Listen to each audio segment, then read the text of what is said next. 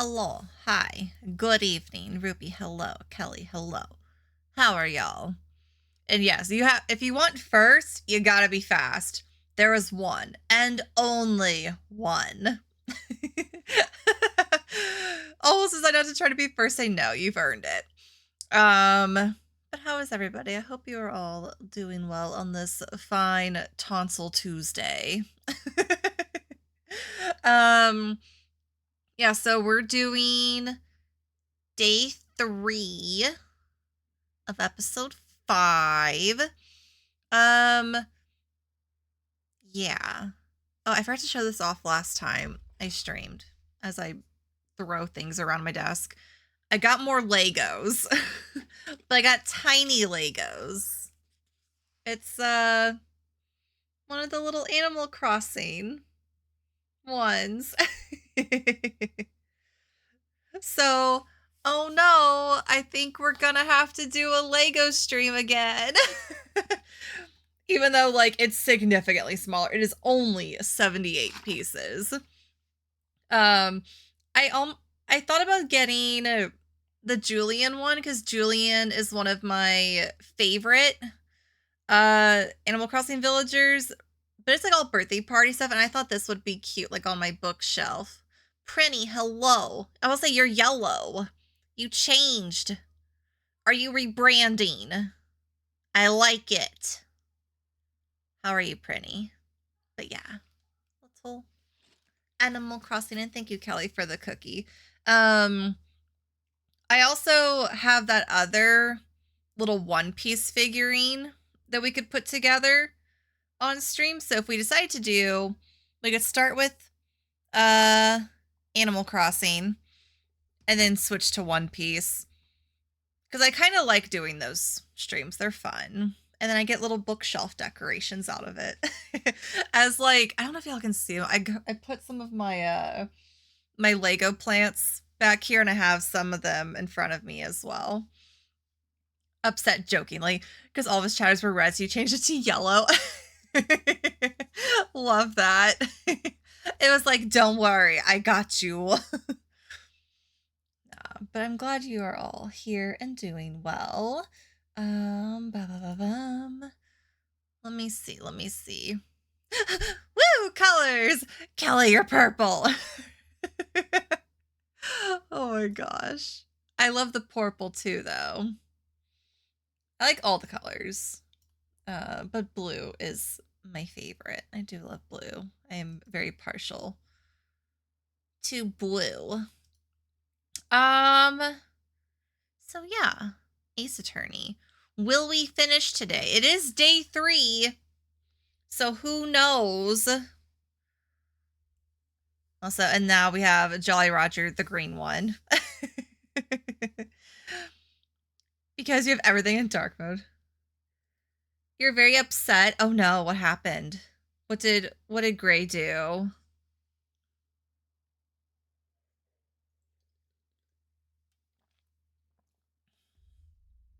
I'm sure it was simply cat things, and it's all just one big misunderstanding. Okay, you know what? I know I saved. I'm saving anyway again.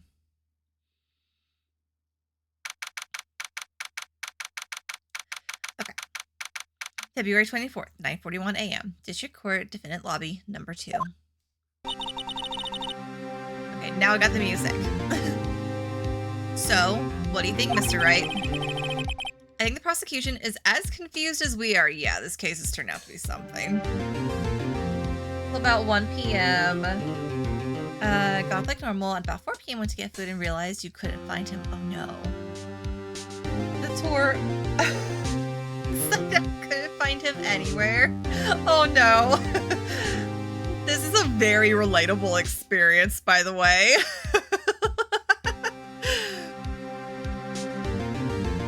Did he just show up like nothing was wrong? Because that's what Kyrie does. I'll be like, where's my cat? Even looked outside, which we could have gotten. It was borderline. Yeah. I'm quitting for a rival law firm. Defection. Also, hi, Titanic. I hope you are well today as well.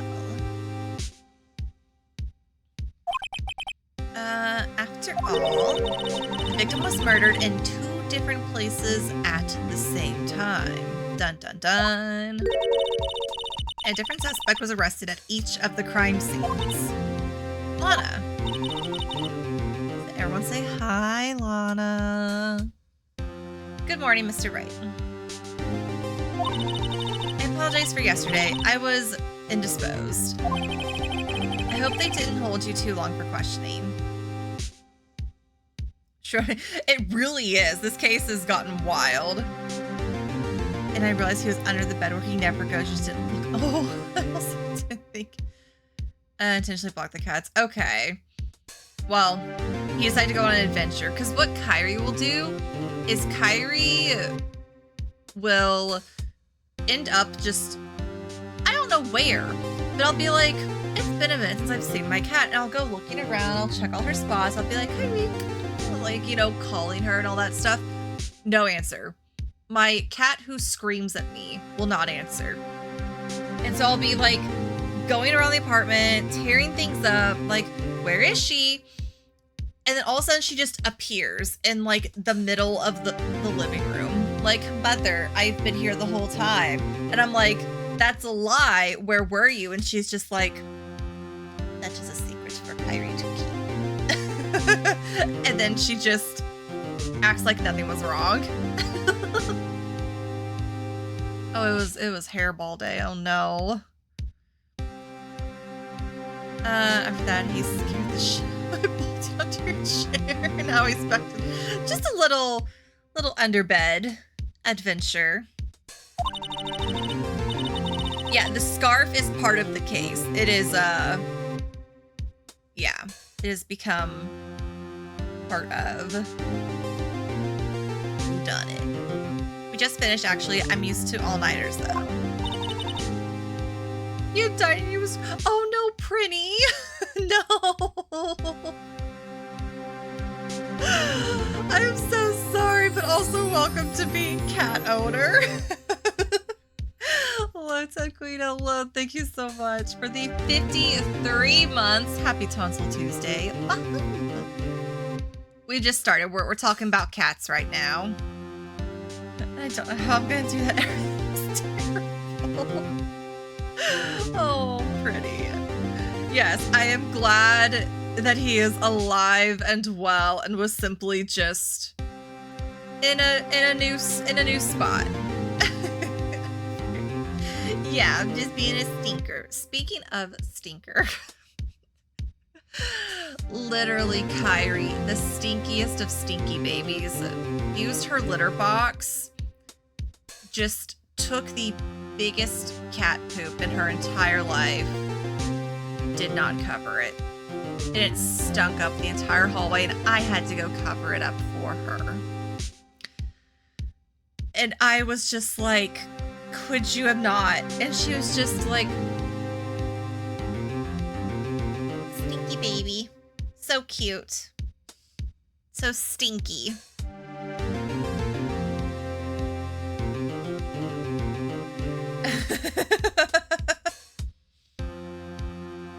Oh, hi, Becca. How are your cats? We're talking about all our cats right now before we get too far into the case. Granny is mad at Gray for being a stinker and hiding. I was annoyed at Kyrie for being an actual stinker. Nellie furballed bright and early.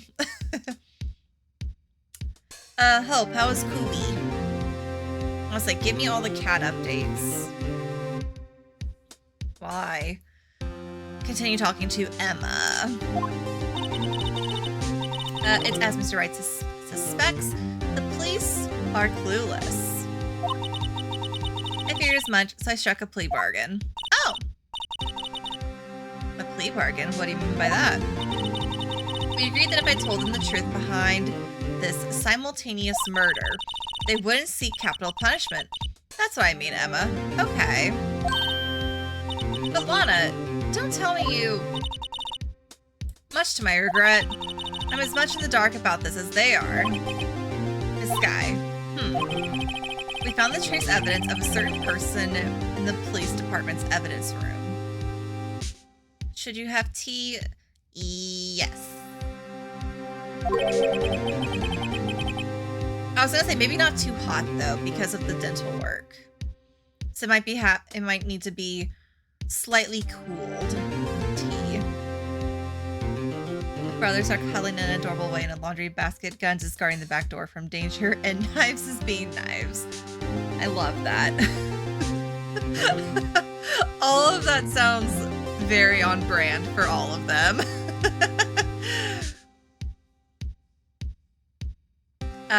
They belong to Officer Jake Marshall. What kind of trace evidence?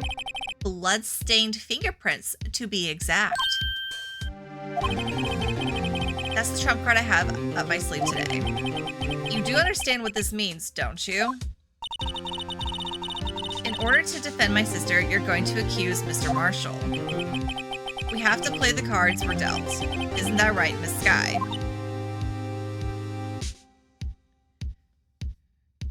Peach beauty tea? Ooh. Citrus berry or peach? I was like, peach actually does sound good. I was like, Becca is like a mind reader. I'm also partial to peach teas though. Do what you have to do, Mr. Wright. All right. 24th, 10 a.m. at District Court, courtroom number 9.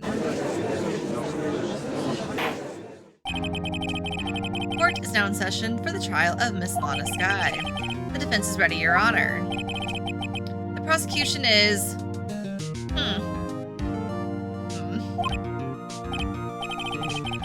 I'm afraid you'll have to clarify. Yes, please do.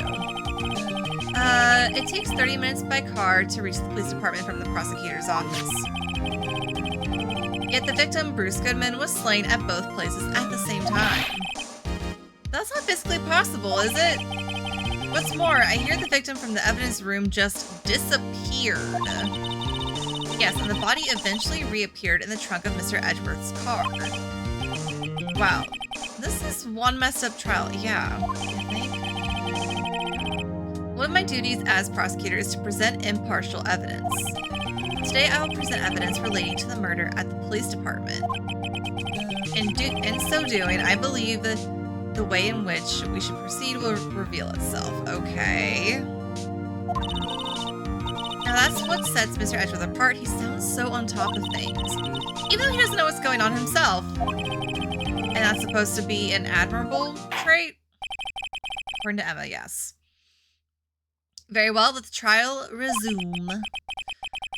On the day of the crime, what exactly transpired at the police department? Mr. Edgeworth, you may call your first witness of the day to the stand. For its first witness, the prosecution calls the suspect of the murder that occurred at the police department. The suspect? You mean the so-called murder? Oh boy. Things are getting wild from the get-go. Yep. Yep. Hello, Meekins. Will the witness please state his name and occupation? Yes, sir. I'm Officer Mike Meekins, sir. My occupation is, that would be murderer, sir.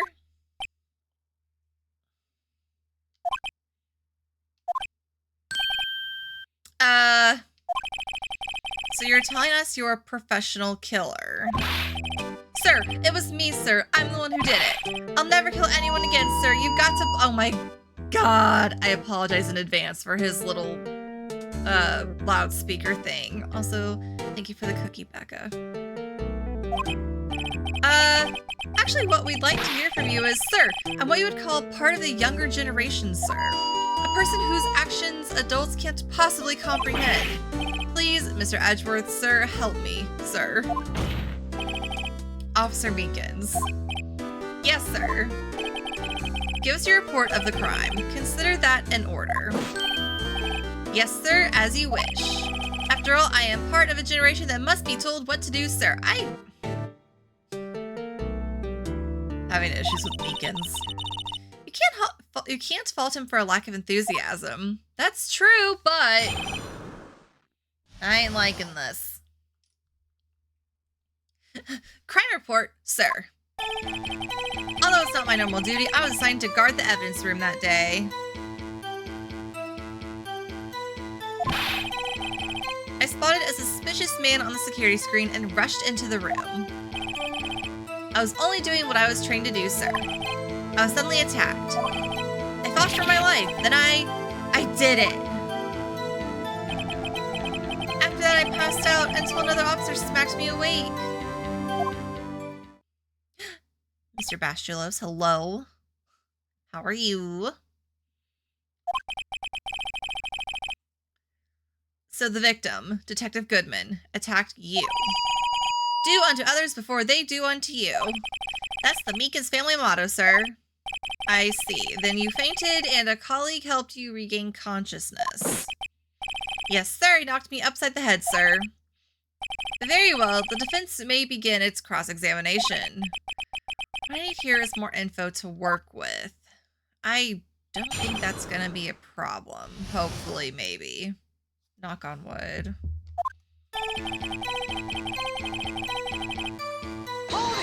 What is your normal? Mr. Meekins, you work in the General Affairs Department, do you not? Yes, sir. I'm in charge of hiring new recruits, sir. Yikes, now there's a scary thought. Evidence transferal was taking place on the day of the crime, which meant many officers were given special tasks not ordinarily performed. I was in charge of guarding the Blue Badger, sir. The one that's all beat up? The Blue Badger? Yes, sir. The lovely police mascot created by the Chief of Detectives, sir.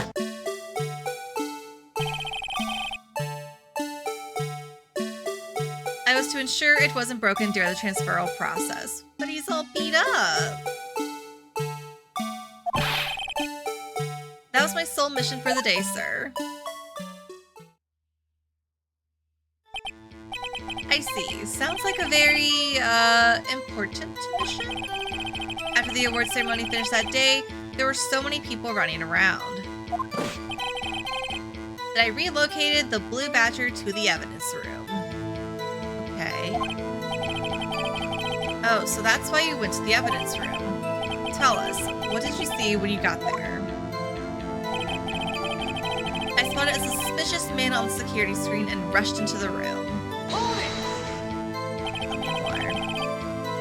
In order to enter the evidence room, you need an ID card, am I correct? I typed out a whole message and then didn't enter. Oh no. I also have done that quite a bit.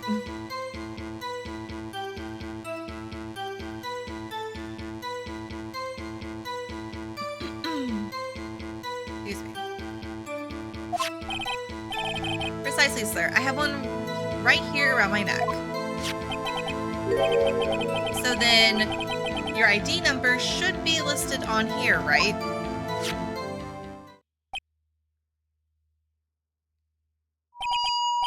There it is. I found it. This is the one right here. Could you please read us the number? Yes, sir. It's 4989596. That's my number, sir. I see, huh? But the number 4989596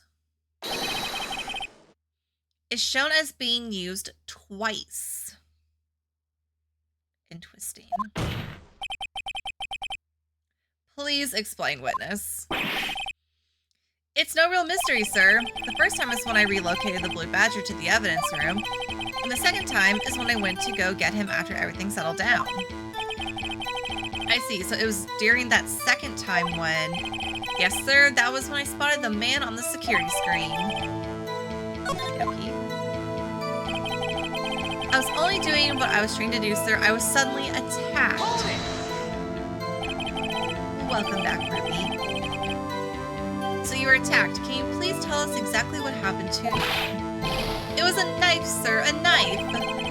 Detective Goodman pulled a knife on you. What happened then? But with me charging in on him like that, he looked as surprised as I was. Not exactly the kind of person someone would want to run into. That's when I reacted, sir. I swung my arms like an octopus, struggling to detain him. That's how I got this gash on my hand. Maybe if you just kept your cool, your hand wouldn't be... I saw the blood trickling down my arm. I panicked. I grabbed the man by his collar. I fought for my life. Then I did it. One of the fun times. Oh no. Fun times, capital letters. Oh no or oh yes? I will find out. You did it. What exactly do you mean when you say you did it? I know I don't look the type, but I'm really into kung fu films, sir. The man let his guard down for just an instant, so I snatched his knife from him. You took his knife. I spun him around and performed a disarming maneuver. I made sure to close my eyes like a man. Oh no. See, he must have been desperate. The next thing I knew, his white coat was drenched in a sea of my blood, and then... Then the next thing I knew... Yes. He punched me right in my face, sir. After that, I passed out until another officer smacked me awake. Okay, so...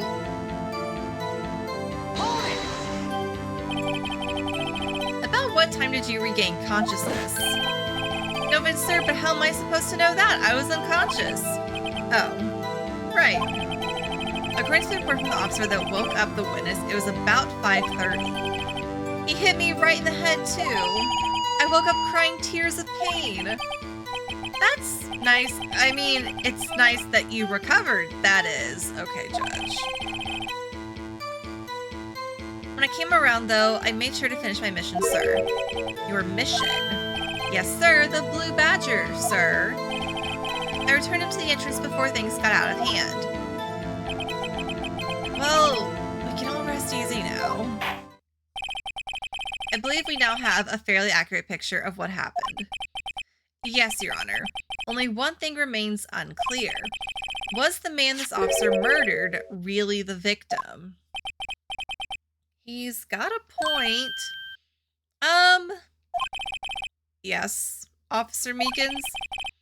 With regard to that, sir, take a look at this. It was sent to my jail cell. Okay. Chief Gant delivered it to me just this morning, sir. The chief delivered it. What is that, a videotape? Yes, sir, that's absolutely right, sir. A videotape, sir. It contains footage from the security. Okay, I was thinking it a moment ago. I was like, we have security cameras. Why are we not, like, looking at them? Objection! What? But I specifically asked if there was such a tape. And was told it had been mistakenly erased. Uh-oh. That's quite a mistake. I just do what I'm told, sir. It's the only thing I'm really good at. Looks like communication with the police department is as good as ever. Well then, let's have a look. Show us the video of you murdering the victim. Uh-oh. Oh. Please stop using that word murder, sir. It scares me. A video of a real murder. Just what are we getting ourselves into?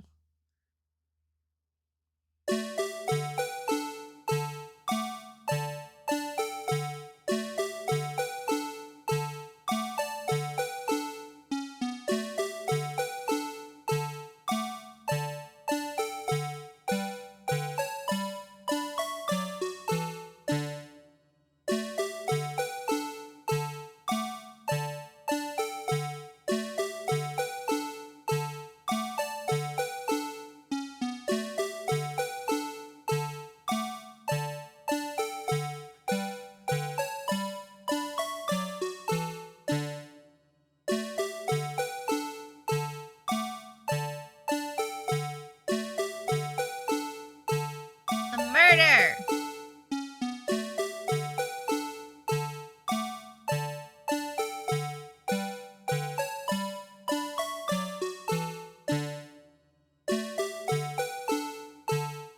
Uh...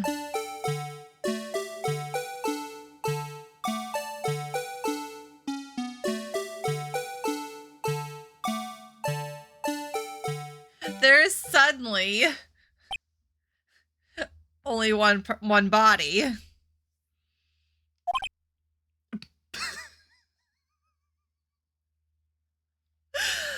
I had a feeling his face was going to be like that. And I'm still... it makes me giggle every time.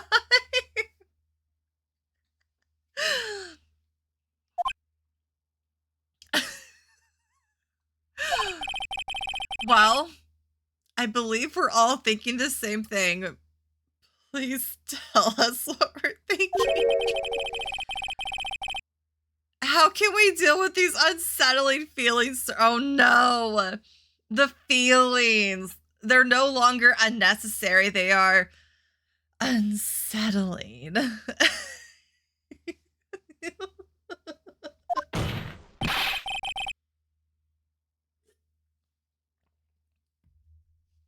What the hell was that wriggling piece of plywood Edgeworth? That was the blue badger.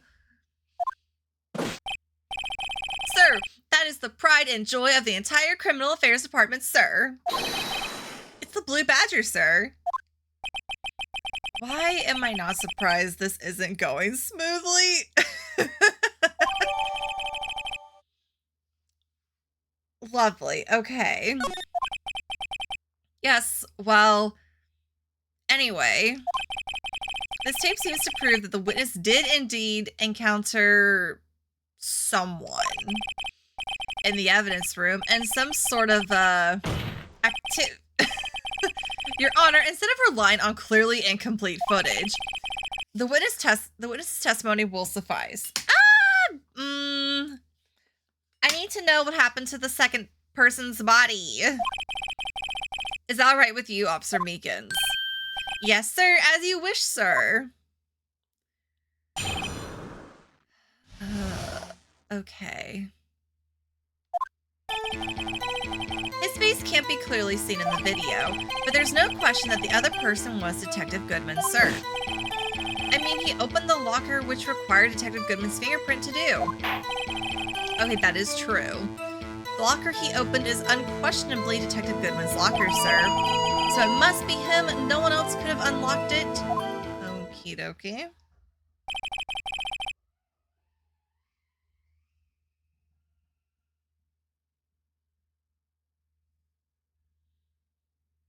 Sorry. I heard a really loud sound just now outside. I think it was one of those, like, electric scooter things, though.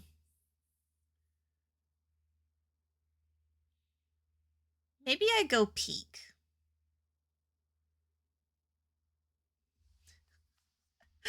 I will be right back. I'm not even gonna do the BRB screen. I'm literally gonna go peek through my living room window because I'm nosy, yes. If Kyrie takes my chair, she's in charge, but she's in the living room.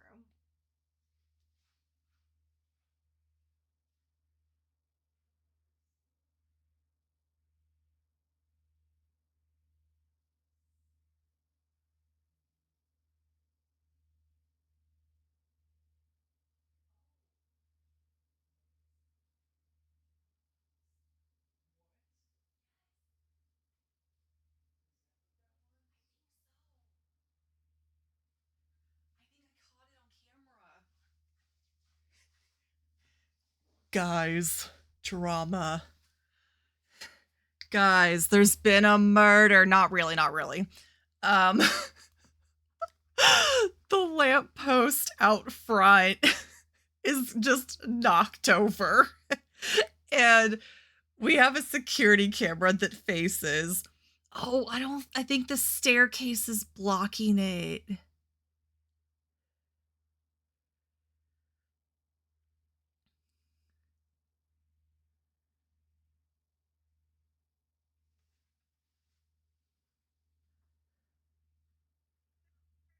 When did that happen?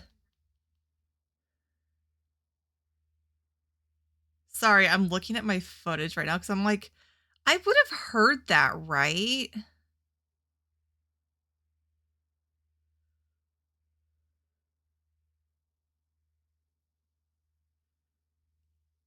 And like, it was fine when I came back from the gym this afternoon. Dang it, the staircase is blocking the lamppost. I can't see when it actually fell. Also, can confirm it was a motor scooter that I heard very loudly and very aggressively. Because the way like our staircase is, like it does like a little U shape around the staircase to come by my door and then my neighbor's door. And like kids will ride like their bikes and their scooters around it. So that explains why it was loud. They rode right by my little window. The kid didn't do it, did they? Doesn't look like it. It looks like it's already knocked over. Sorry. Game Master High. XPS High. I heard a very loud sound outside of my apartment. And so I went to go see what was up. And there's suddenly a lamppost knocked over. So I'm investigating on my I was seeing if my my little camera caught it. I can't tell when it happened. It's been down for a bit though. I'm surprised I didn't hear it earlier. No, it's not even windy today. Which is what's weird. Yeah, I can't tell when did it just fall over?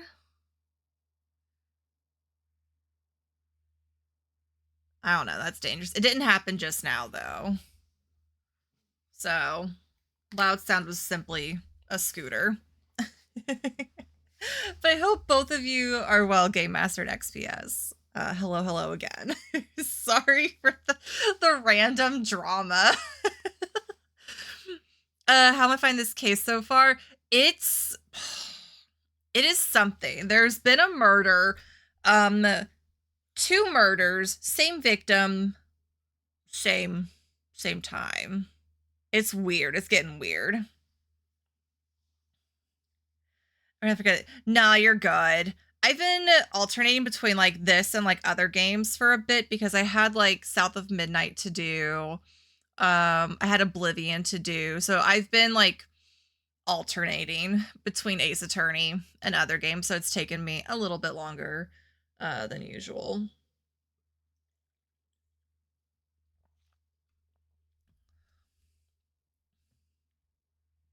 Ooh, surprise trip to Broadway. A play you love. Though the production's just okay. Okay, I don't know if I'm familiar with that one. The name doesn't ring a bell. But at least you got to go see it, even if the production was like just okay. Okay, so we're talking to Officer Meekins. We got a videotape of the murder. I'm unsure. Okay. We're going over the locker thing. Because, like, the person who was there, who opened the locker, was Detective Goodman. Each detective has been given a locker equipped with a fingerprint-activated lock. These locks ensure that each locker can only be opened by the detective that it belongs to.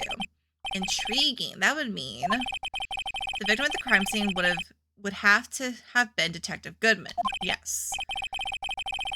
Very well. The defense may begin its cross-examination. Oh boy. I don't know where it's going to lead either, Phoenix. Play from the A's about real estate salesman, lots of curse. Ah, gotcha.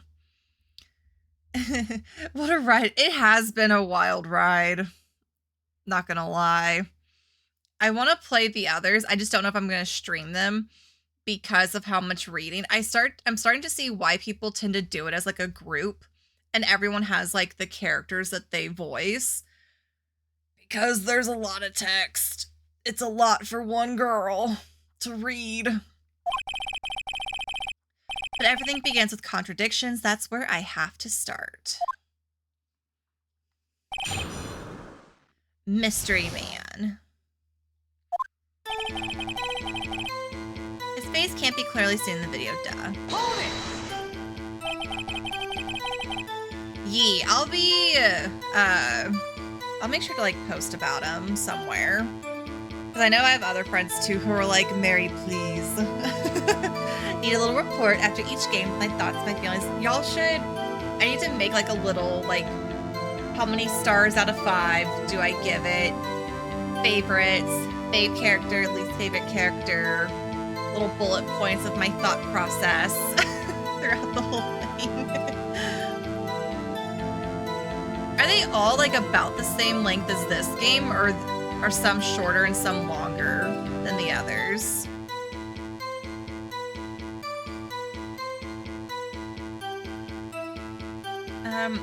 Tell me where you're able to get a good look at him. Also, hell yeah for the 3-stream watch streak, XPS. At the face of the man who attacked you with a knife.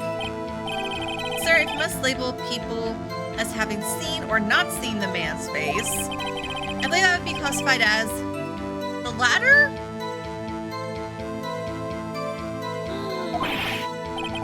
The latter, but you were standing right in front of him, were you not? More to the point, you are the person who fought him, aren't you? Oh yes, sir, but I didn't get a clear look at his face, sir. How? I'm not the kind of guy who looks directly at people when talking with them, you see. Okay. Yeah, that's a good trait for a police officer. Still, I'm sure it was him. I'd bet my badge on it. Oh my god, weekends. That this case was added to the... Yeah, I know this is like a bonus episode. Okay. It's even longer. Okay, there's a little bit longer than the second. Okay, so each one kind of gets like a little bit either the same or like a little bit longer each time. Okay, but there's no question that the other person was Detective Goodman, sir. I mean, we have. But you don't know that for sure, do you? You never actually saw Detective Goodman's face. Well, I suppose you might say that. That is, if you must label people as having... This face can't be identified in the video. Only you can verify it, yeah. Why is everyone looking at me? Because! And I had to label your stares as disturbing, or... Edgeworth is like, I will show you a disturbing stare. How to raise our blood pressure? I'd dare say he's on the level of Larry a little bit. Just a tad. Having been shown a questionable video at best, we are not in the best of moods. Now please be more certain when you testify. Yes, sir. You claim the man who brandished a knife on you was Bruce Goodman. Tell us why you're positive it was him. I mean, he opened the locker, which required Detective Goodman's fingerprint to do. About these lockers, is there no other way to open them? No, sir. I myself tried all kinds of methods in the past. They only respond to registered fingerprints, sir. I wonder what kind of methods he tried. If the man opened the locker's lock, which only responds to its registered fingerprints, then he must be the person the locker was assigned to. Exactly my point, sir, and this too. The locker he opened is unquestionably Detective Goodman's locker, sir. How do you know that information? I've heard rumors, sir, from people in the know, sir. People in the know. Is it a secret whose locker is whose? The workers in the department cafeteria, sir, they keep me informed.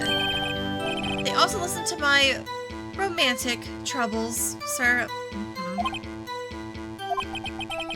For the record, the open locker did indeed belong to Detective Goodman. I verified this information through a more reliable source. So the victim opened the locker with his own fingerprint. So it must be him and no one else could have unlocked it. Are you sure? However, the most important detail is not shown in this video, the man's face. Sir, if I may say something, sir, you're going to anyway. Please do. After all, you are the one being examined. I don't understand why the man's face is so important. In this case... I mean, it was his hand that opened the fingerprint lock. Uh-huh. And it was his hand that tried to thrust his knife into my body, sir. Yeah? My unsettled state can testify enough to this, sir. Okay, the way he said it was his hand, I was like, what if they, like, cut his hand off and, like... But no. Impossible. Right? Yes, you have a point. The footage doesn't lie. That is, unless the defense can find a problem with it. Mr. Wright, let's check the court record again. Is there a problem with security video? The problem is that we can't see the face. Contained on this tape, there's one thing in particular that seems rather strange. Hold on. Should I have watched it just then?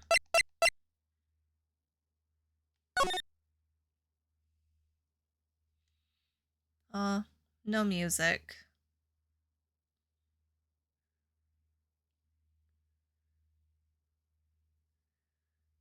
Okay, so the time is correct.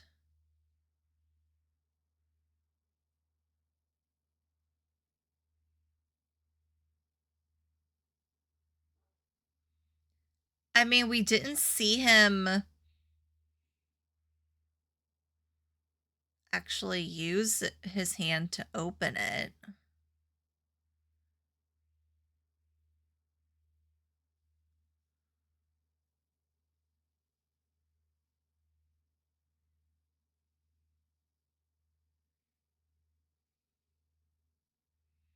Also, where's the other body?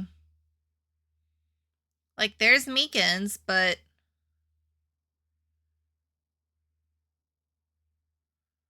Where's...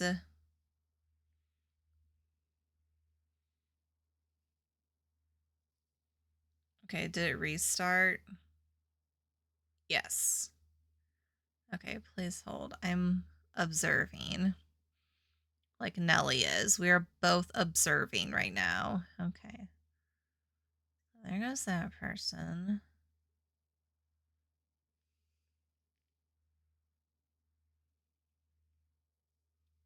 The glove falls out.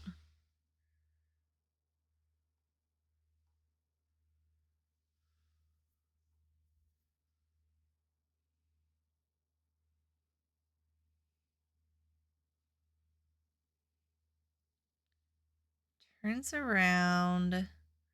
Has blood on him. Okay.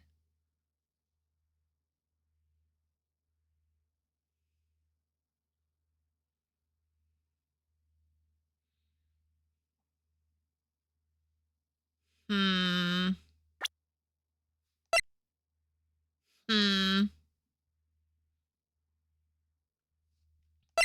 No music. No music on loop.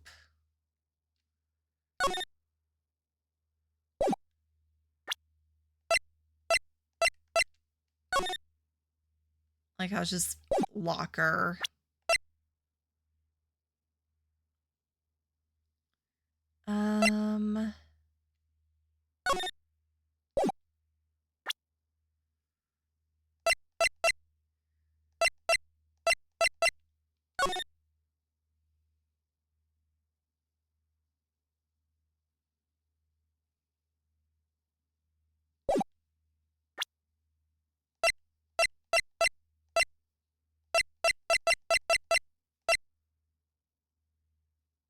Also, where'd the knife...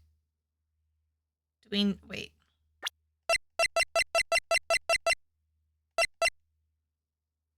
Is that the knife?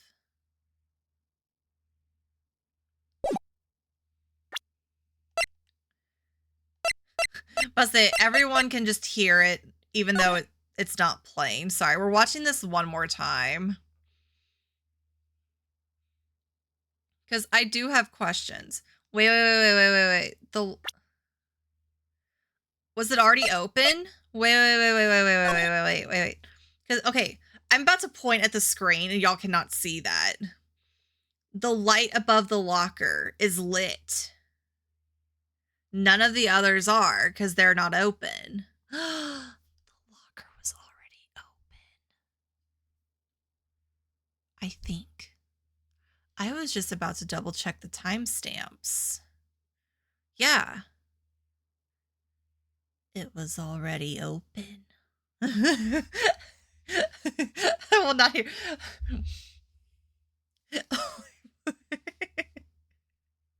Okay. No, I'm not slandering Blue Badger music. Also, that is definitely not the knife from the locker. Okay. Okay.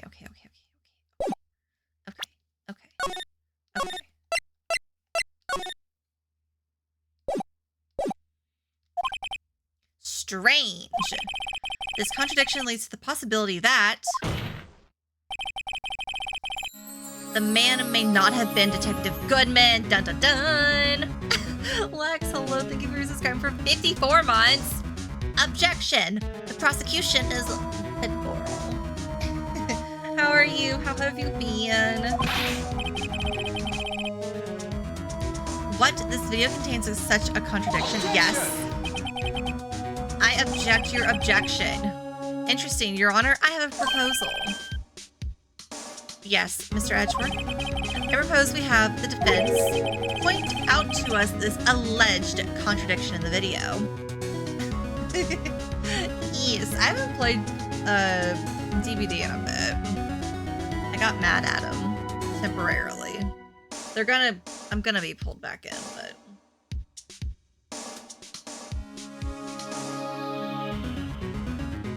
Also have been busy with other things, other games, and such. You want me to point it out? Don't worry, Phoenix, I know where to point. Very well, proposal accepted. Let us further inspect this piece of evidence. Oh, we get to watch it again anyway. I will now play the security tape. Sorry, guys. Mr. Wright, please show us the contradiction you speak of. I have to point out a problem in the video.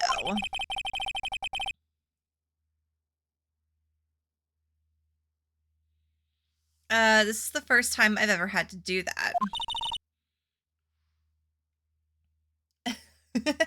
You can do it, Mr. Wright. It's up so you can fast forward. Oh! Take a good look and be sure to point out the right thing. Don't worry, I'm ahead of the game. Please don't play it too many times. I can't stand watching this video. Okay, see, I've watched it in advance for Meekins. How does this guy ever become a police officer? Now then, Mr. Wright, please enlighten us.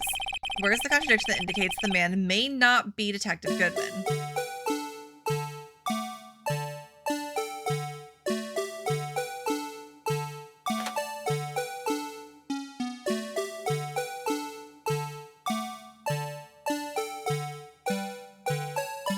This is the perfect pause, the head tilt and everything. He's looking.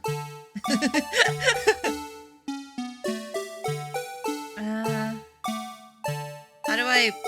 Right there, point. But A is... Oh, present. Take that! Take that! The thing that's strange about this video has got to be this. Officer Meekins. Sir, do you mean me, sir? As I understand it, the locker apparatus works like this. Why is the music When you grab the handle, a sensor reads your fingerprint if it's a match. The light turns on and the lock is released. According to my very limited experience, that's the way I understand it, sir. If so, then... Good soup, good music. If so, then something is seriously wrong with this picture.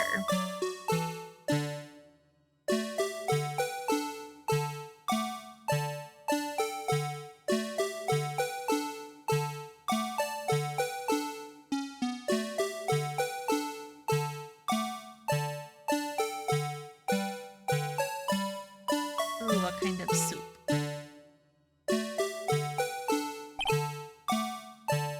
When the victim reaches for the handle to open the locker, let's rewind to a little earlier.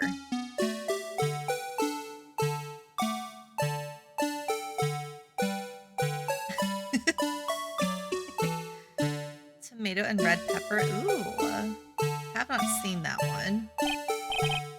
Here, notice the light. What's this? It's already lit. Dun dun dun! Precisely my point, Your Honor. The locker was already open before the victim grabbed the handle.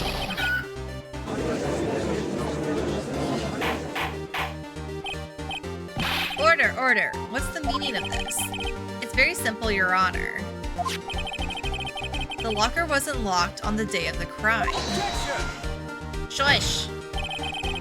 But the locker locks are controlled by an electronic system. When a door is shut, a sensor is triggered, and the locker is automatically locked. Oh, I know, it must have broken down. Of course, I'm not an expert in this. That's not likely, Your Honor. The sensor would detect and report any malfunction. Oh, well, this goes to show novices should keep their mouths shut, yeah. So then, Mr. Wright, do you have an explanation? Me, Your Honor. Yes, why wasn't the locker locked? Me, Your Honor. Yeah, well, you see, this isn't exactly my field. What do you think, Miss Scientific Investigator? Huh? Oh, maybe something like jam the system sensor? Something. Jam the sensor, say. Something else that seems out of place. Yep. I thought so too. There's got to be another clue somewhere in the footage. Don't worry. Blue Badger time. Very well, let's inspect the video once more. The locker wasn't locked. Mr. Wright, please point out the cause for this.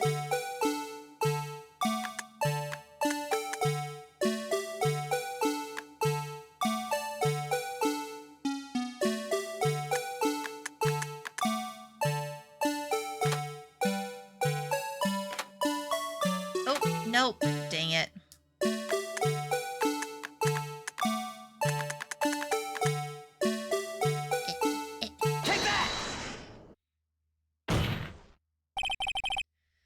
Please watch closely. This is the continuation of the part I showed you earlier. Mm-hmm.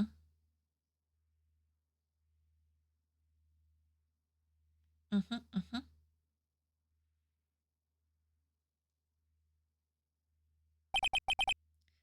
What's this? Something white fell out of the locker. But sir, it's been my experience that things fall out when doors are opened. I often fall out and roll great distances when... Yes, cut him off. We can't be sure that the item was completely inside the locker to begin with. What do you mean? The sensor that triggers the lock when the door is shut. What if something was inserted, say, between the sensor and the door? Inserted.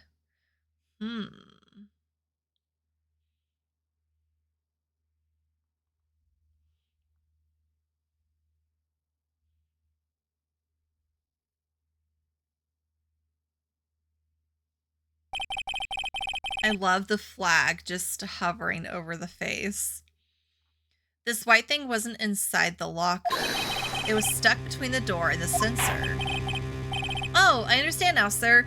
It's just like my tie. 2 out of 3 times I get stuck in the door when I get out of my patrol vehicle, sir. Instead of the door closing, my tie chokes me, but the object would have to be extremely thin to fit in the door. Not only that, it would also have to block electrical currents. It would need to be an insulator. Yes, an insulator, but at the crime scene, there just might have been something that fits the description. But sir, by insulator, you don't mean... I think I finally got this figured out. Very well, will the defense please present the relevant evidence? What was the insulator that was stuck in the locker door? Love.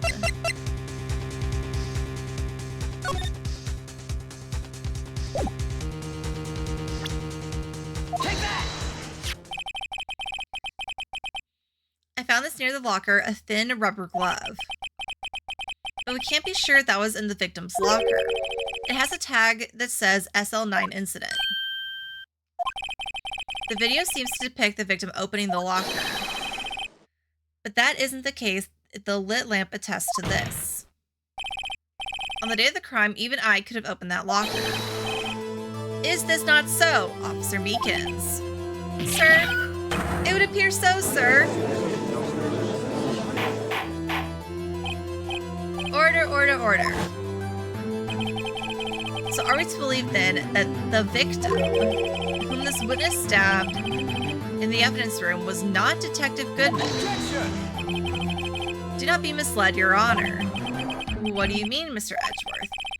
The defense has merely demonstrated the possibility and nothing more. The victim in the video was indeed Bruce Goodman. The prosecution will offer one more testimony to prove this. What? Officer Meekins, please testify about this. Sir. Me, sir? I'm not sure what you're referring to, sir. Oh, you mean that, sir, of course, sir. Is this a joke? Very well, begin your testimony. Mystery Man 2. There's one other thing that proves the man was Detective Goodman, sir. To enter the evidence room, one must use their ID card. When an ID card is used, there's a record of it. At the time of the crime, the detective had used his card. An ID card record, I see. I have the ID card record right here, Your Honor. The ID used at 514 is that of the victim. Just before the crime, yes, without a doubt, this is the victim's ID. However, one thing does strike me as unusual.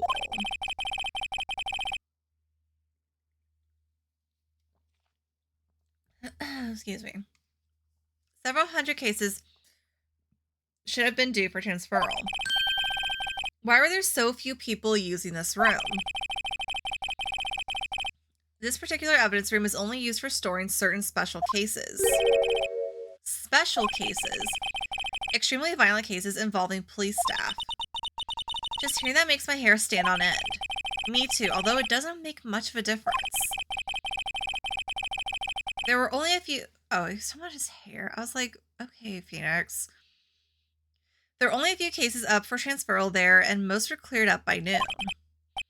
Right, I see. Now let us move on to the cross-examination.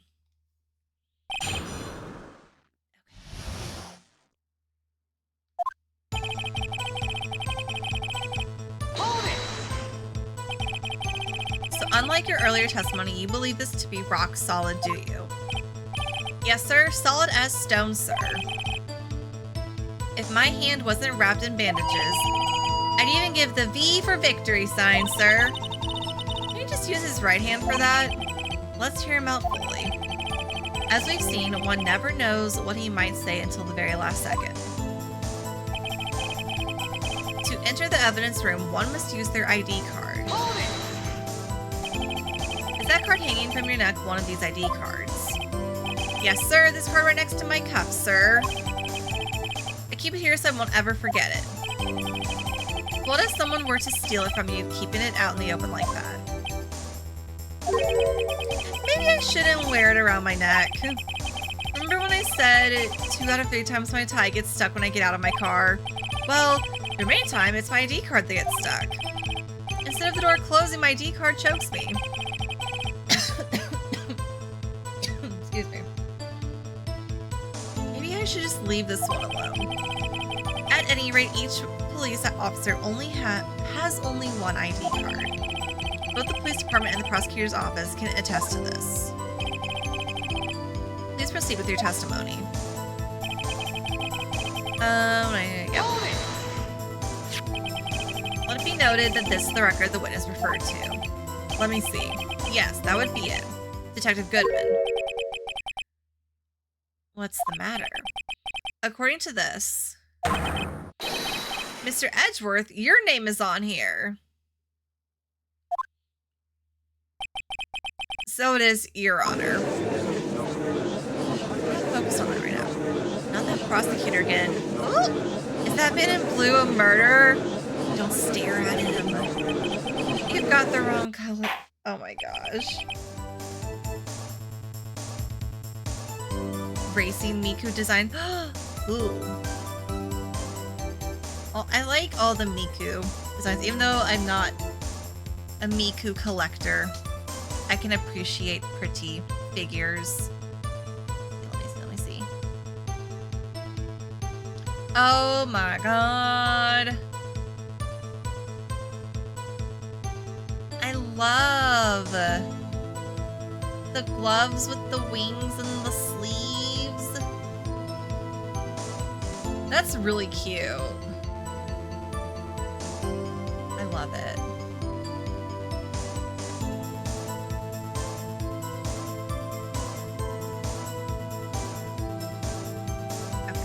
It would seem the inquiry committee will want to speak with you again today. I have nothing to be ashamed of regarding my actions or their consequences. For now, let's continue with the cross-examination. Poor Mr. Edgeworth, it must be so difficult for him. At the time of the crime, the detective had used his card. Are we sure, though? Earlier, I believe you testified that when you asked the man to show his ID card, he pulled a knife on you. Yes, sir, he didn't show me any ID card, sir. Don't you think that's odd? I mean, if he had his ID card, all he had to do was show it to you. There wouldn't be any reason to draw a knife. Maybe he just panicked? Everything stems from contradictions. Let's point them out. Mr. Wright, what do you think? I'm confused. What? The problem with ID card testimony is far too obvious. It's not like Edgeworth to miss something like this. You're thinking too hard about it. Come on, let's show them what we've got. Okay. Ooh, car. Ooh. Go boom. Very nice.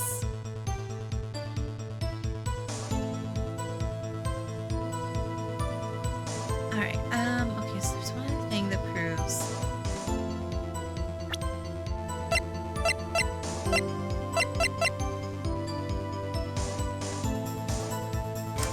Ooh. Icy Ashes, hello! Thank you so much for the raid. How are you? What were you playing today? Welcome, Raiders. My name's Mary. I'm playing Ace Attorney for the very first time. So pretty please, no spoilers, no backstating. Unless I say the magic word, which is Jello, then you may answer whatever question it is I have asked. We are on episode 5, which is like the bonus episode for this. So yeah, I think we're near the end-ish. Who knows? I don't. But I hope your stream was well. If any of you have to raid and run, I totally get it. Go eat, go hydrate, go stretch, go do what you gotta do. I just appreciate it if you are able to leave a little lurk. Back to streaming after a 2-year hiatus. Congrats. Congrats on breaking the hiatus. But yeah, hopefully I'll be able to catch one of your streams sometime in the near future. came back with Veilguard. Nice. I have so many things that I want to play, and I'm like, I need to play Inquisition so I can play Veilguard again, because I need to see if my thoughts and opinions are still the same after a second playthrough. We're getting there at some point. Part of me wanting to stream multiple games a week is because of that, because I'm like, I need to get through Inquisition. And I'm gonna have to fight the urge to like collect every little plant in Inquisition. You know?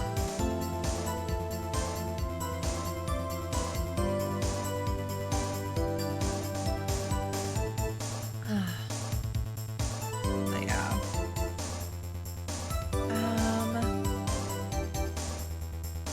I'm having to put out a contradiction. I'm trying to figure out what it is. I think I know what it is. Play one long game 2 or 3 times a week in short games. Yeah, that's what I'm thinking about doing, because I still have 2 more leftover backlog games. Amori and A Night in the Woods. And they're both on the shorter-ish side. A Night in the Woods won't be very long. Amori, I think it depends on like how much extra stuff I want to do. So I'm like, okay, maybe if I do that once a week, and then I can do Inquisition on the other nights. Yeah, I've only seen the very beginning a handful of times, and I loved it so much that I finally bought it for myself, and I would always just go into lurk mode, because I was like, okay, I don't want to see the rest of the story. I've only seen like this little snippet from the beginning, you know? So I'm really looking forward to that one. And also Amori, because I heard it was really good as well. Okay, so... ID card is used. Had used his ID. Okay, when do I show? I feel like I'm saving right now, because it's like, okay, so you're saying this time of the crime, the detective had used his ID card. However, the ID card was also found at the prosecutor's office. That's my thought. I'm like,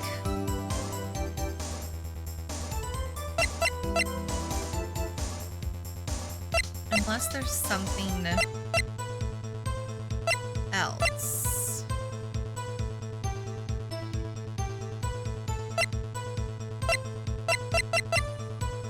Wait, yeah. Yeah. Because Edgeworth's car entered the parking lot. Am I overthinking this? Because Edgeworth's car entered the parking lot at 5:12, which means the body would have already been in the car before 5:14, which is when this footage was happening. And this was found at the prosecutor's office where the car is. I feel like I'm overthinking this, y'all. But that makes sense.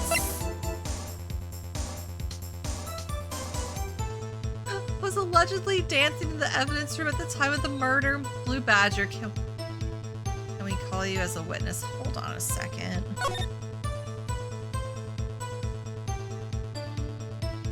Was that handprint there before?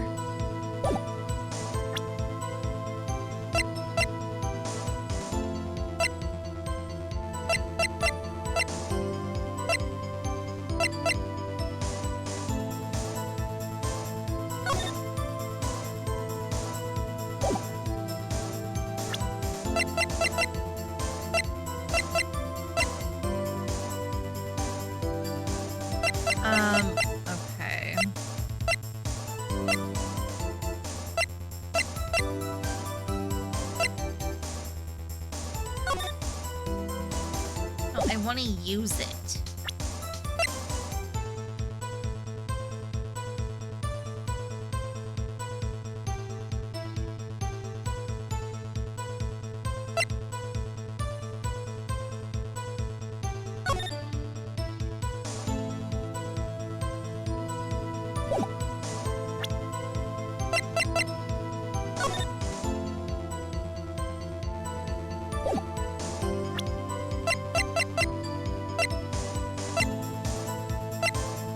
I'm having a lot of thoughts. So thank you for the hydrate. Okay, yeah, the handprint was there before murder.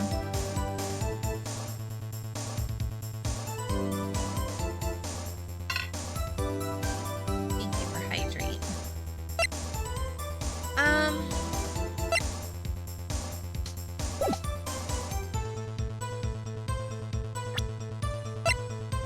Objection!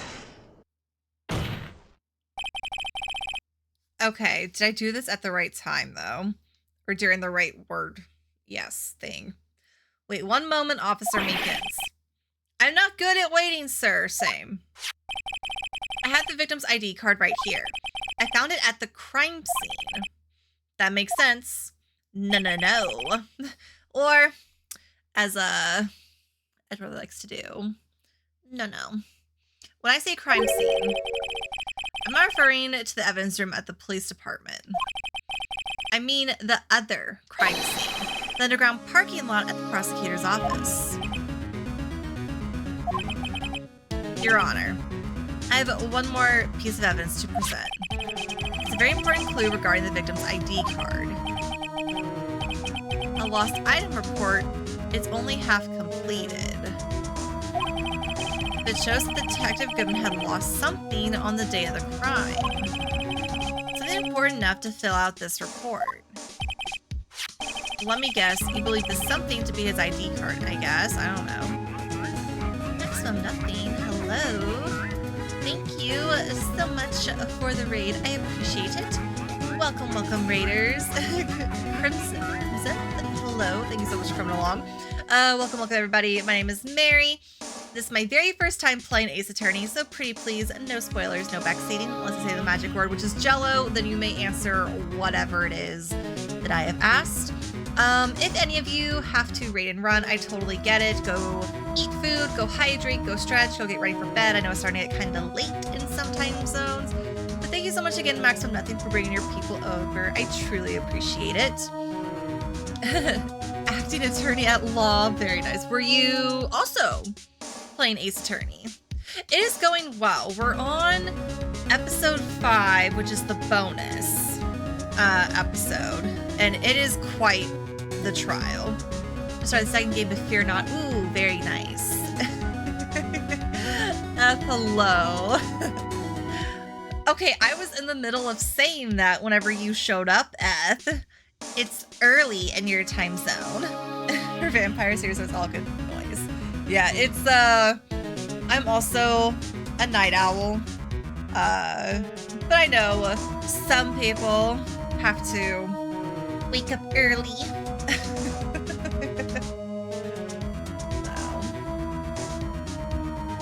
But thank you so much again, Maxim Nothing, for bringing your people over. All right. Who has to wake up? Some people wake up early, Feed your bird, take your suit off. All right. Go get comfy. Go take care of your bird. Give it little pets and chirps and tell it I said hello. Is that what your emote was? Is that your... Yeah, the little vibe. I love it.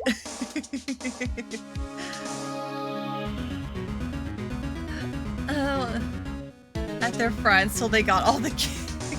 Yes, I think, wasn't there like 3 of us that bought this game when it was on sale on Switch? We all were kind of looking at it during a sale, and we were like, and you were like, please, everybody buy it. It's such a good deal. And so we all did. Momo, aw. Momo's a cutie. Okay, so let's see. We're on to something with the ID card. You'll be back. All right. or Rupee. I think so. Yeah, I want to say it was Lily or Becca, or maybe it was 4 of us. Maybe it was all 4.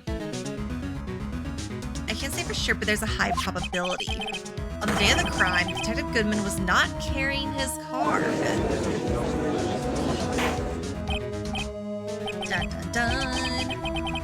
Order, order. So now, what does this all mean? It can only mean one thing. It doesn't even require much, much thought. The man Officer Meekins encountered in the evidence room was not Detective Goodman, but rather the man who stole his ID card. Order, order, order. Does the prosecution have a response? I have only one thing to say to the defense. Bravo, Mr. Wright. Bravo? Allow me to summarize the defense's argument. At 5:15 on the day of the crime... Oh, wait. I think I know where he's gonna go with this. The man in the evidence room Officer Meekins encountered was not Detective Goodman. There are 2 grounds to support this. First, the locker in the evidence room was already unlocked. Second, the victim lost his ID card. Am I correct so far, Mr. Wright? Yes. What's he up? I think I know what he's up to. He's gonna be like, this proves that Detective Goodman was at the prosecutor's office where Lana murdered him. That being the case, we must inevitably arrive at a single conclusion. If the victim in this video is a fake, then the murder in the evidence room is also fake. In other words, the security camera does not show the instant of the murder. Okay. That is... Well, I guess that's right. Is something wrong, Mr. Wright? Only moments ago, you seemed content to be pointing your finger around. This isn't going to end well. Well, well, it seems you've finally realized exactly what you've gone to such lengths to prove. Explain yourself, Mr. Edgeworth. The defense has already done the explaining for me. The victim in this video is a fake, which means a murder did not take place at the police department at 5:15 on the day of the crime. So the real crime could only take place at one location, the underground parking lot at the prosecutor's office. The murderer being Miss Lana's... Yeah. I knew he was gonna do this. The evidence is compelling. A trustworthy witness observed the moment the defendant used the murder weapon. I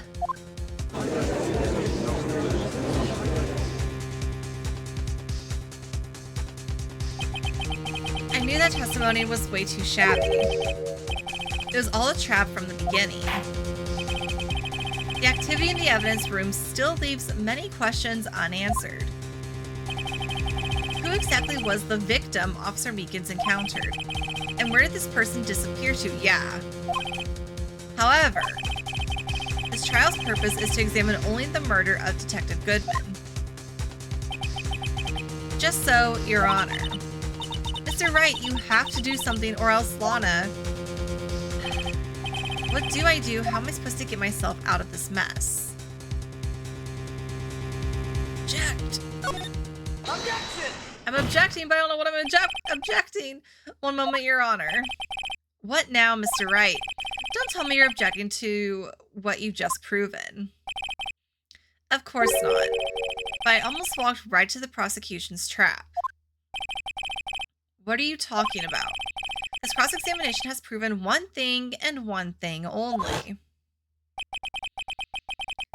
The security video did not show the actual murder.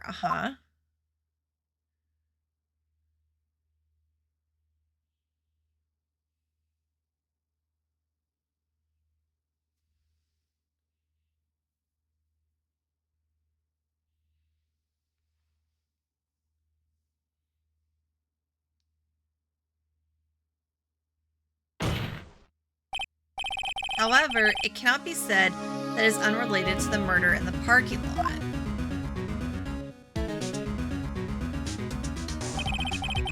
Specifically, large amounts of blood traces were found in the evidence room. The defense demands further examination into the truth of the matter. Mr. Edgeworth. Yes, Your Honor. If this court were to examine this further, other witnesses will be necessary. Is the prosecution prepared? I'm sorry, Your Honor. The prosecution considered the incident at the police department to be unrelated. We have not prepared any other witnesses for this incident. This just might be my chance. Time to call a certain Texas Ranger to the stand. Mr. Wright, do you mean? Your Honor, the defense would like to request a specific witness. Oh, whom do you have in mind?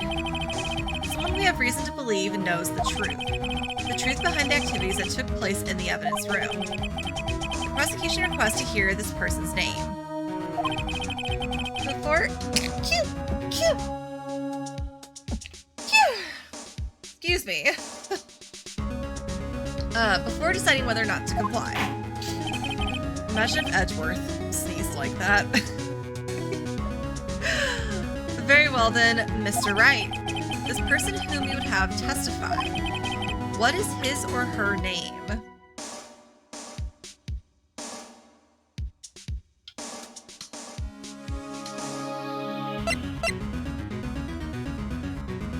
Take that! Officer Jake Marshall. Why him? I can't let Edgeworth know everything just yet. He's in charge of the evidence room. I feel we should hear what he has to say. The prosecution agrees to the defense's request.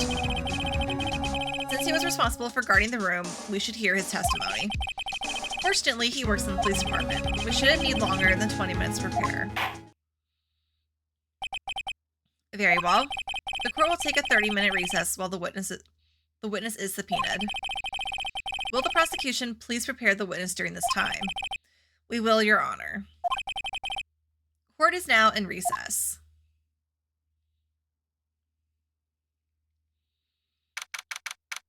February 24th, 11:32 a.m. District Court, Defendant Lobby, number 2. Hi, Lana. There's no stopping you, is there, Mr. Wright? Huh? What do you mean? You called for Jake Marshall. It seems you figured everything out. I haven't figured anything out, but yeah. Lana, you're the one who knows everything. Emma, you always know everything. Why don't you just tell us? Mr. Wright is trying his hardest to protect you. I don't recall ever asking for his protection. How can you be so cold? Don't you trust us? Don't you trust me? Hope I'm not interrupting anything, pals. Hello, Gumshoe. Oh, guess I am. I'll come back later. Wait, Detective Gumshoe, what is it?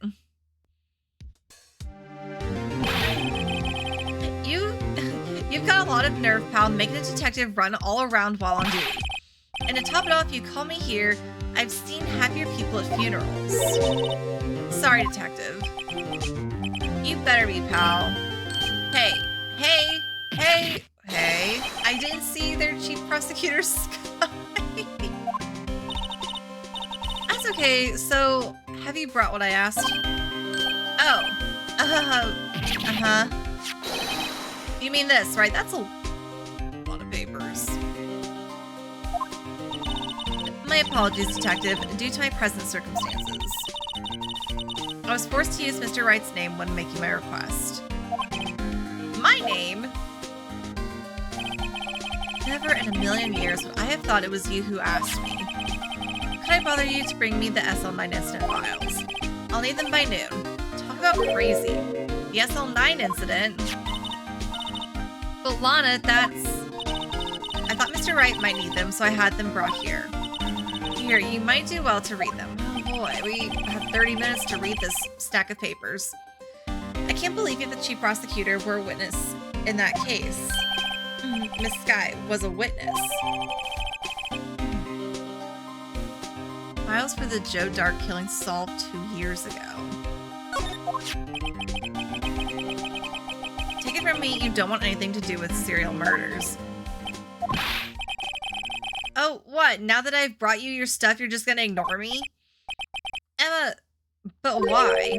Why is your name in here? What? Forrest Finish, hello. Thank you for resubscribing for 58 months. Take that. Did you change the color of your name to green? We've had so many color changes today. Y'all are throwing me off. But I hope you were well. Yeah, I was gonna say you were like a dark reddish color before. I like the green. It is very nice.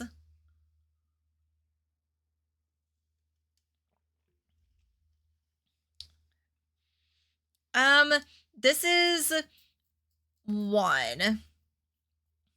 Yeah, this is game 1 of the trilogy. This is episode 5, like the bonus episode that was added to the DS version. Correct me if I'm wrong on that, but I think, yeah. Yee. So we're near the end of it. My name's in there. I don't know. Unless, you know, then you play the, ooh, it's a long one, but it's really like, it's out there. It's good. No, it couldn't be. Lana, this SL9 incident, is that... That's the classification number the police filed it under. 2 years ago, the rest of the world knew it as the Joe Dark killings. Okay. The Joe Dark, no. No, Lana.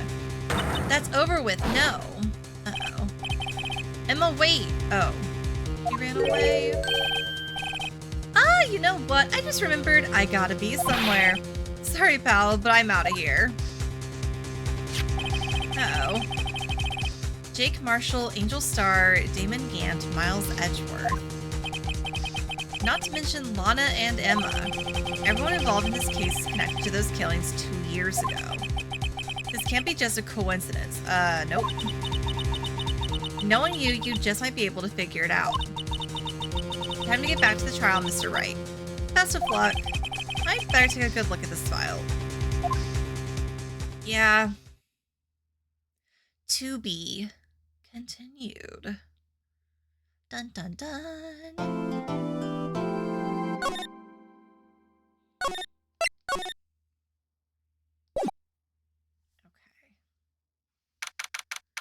February 24th, 12:14 p.m. District Court, courtroom number 9. I need to look at the case. Please hold.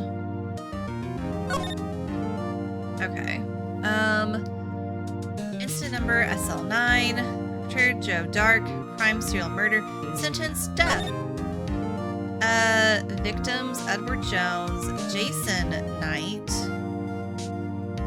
Edith Kirby, Rachel Moss, Jed Bates, Neil Marshall. Wait, Marshall.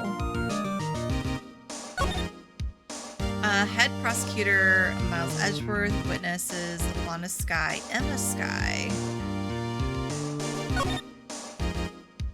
Executive investigators, Damon Gant, Lana Sky. Head investigator, Bruce Goodman. Investigators, Jake Marshall, Angel Starr. So, is the Marshall a coincidence?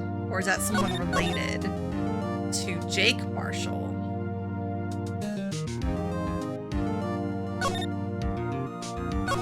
Interesting. Okay. Great question. I'm sure we'll find out. Reconvene for the trial of Miss Lana Sky. Emma didn't come back. Uh-oh. I'm all alone. Allow me to call the next witness to the stand. The officer in charge of guarding the evidence room on the day of the crime. Mr. Yeehaw Man. Witness, please state your name and occupation. Me, partner? Oh, I'm just a man, same as you, wandering the trials of... trials, we're in a trial. Wandering the trails of civilization. Occasionally helping the elderly cross intersections when needed. Yes, we get it. Oh, I know, you're a patrolman. As for my name, if you listen hard enough, you can hear the howling wind calling it out. To be exact, it's Jake Marshall, Your Honor. Howling wind, I've never heard Edgeworth described that way before. Oh boy. Now, Mr. Marshall, let me ask you something. You were in charge of guarding the evidence room on the day of the crime, took place. Is this correct? According to the papers, partner. What do you mean? A desperado soul is as boundless as the desert sands. No paper can sum it up. Yeah, I get to bust out my eel Texas accent. I'm so bad at voices, but I can do that. I can do Southern when necessary. Anything else, I'm like, I can't do it. Also, thank you for the stretch. I appreciate it.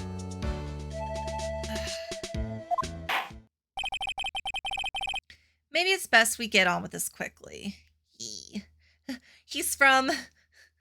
He's a Texas Ranger from West LA, which is funny because I'm from Texas and now I live in LA.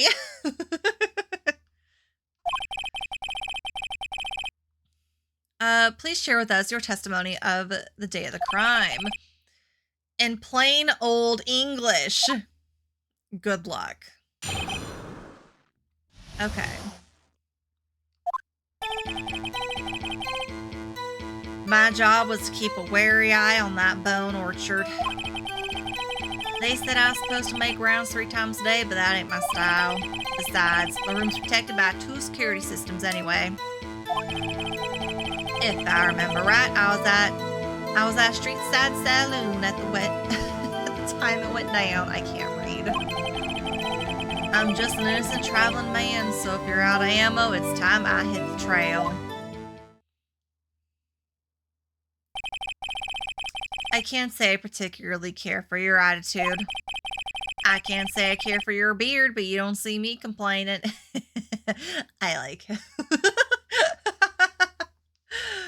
Do you think he's ever been to Texas? No, I don't think so. I say he's made it as far as Arizona. Wait a minute. What do you mean by 2 security systems? He went to Texas Roadhouse? Yeah. Only shops at Trader Joe's. You know, yeah, I believe it. I mean security cameras and the ID card reader. I reckon even a cowpoke like you knows about those. Yes, well, what about the fingerprint-activated locks on the evidence lockers? Fingerprint-activated locks? What kind of newfangled doohickeys are those?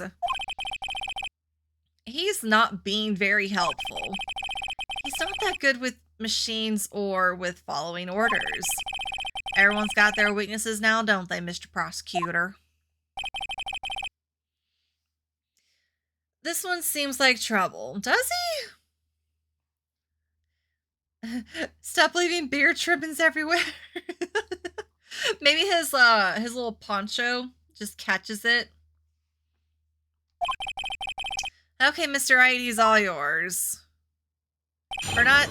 Yeah, oh, he has poncho on too. Yeah, his bandana is catching all his little beard trimmings.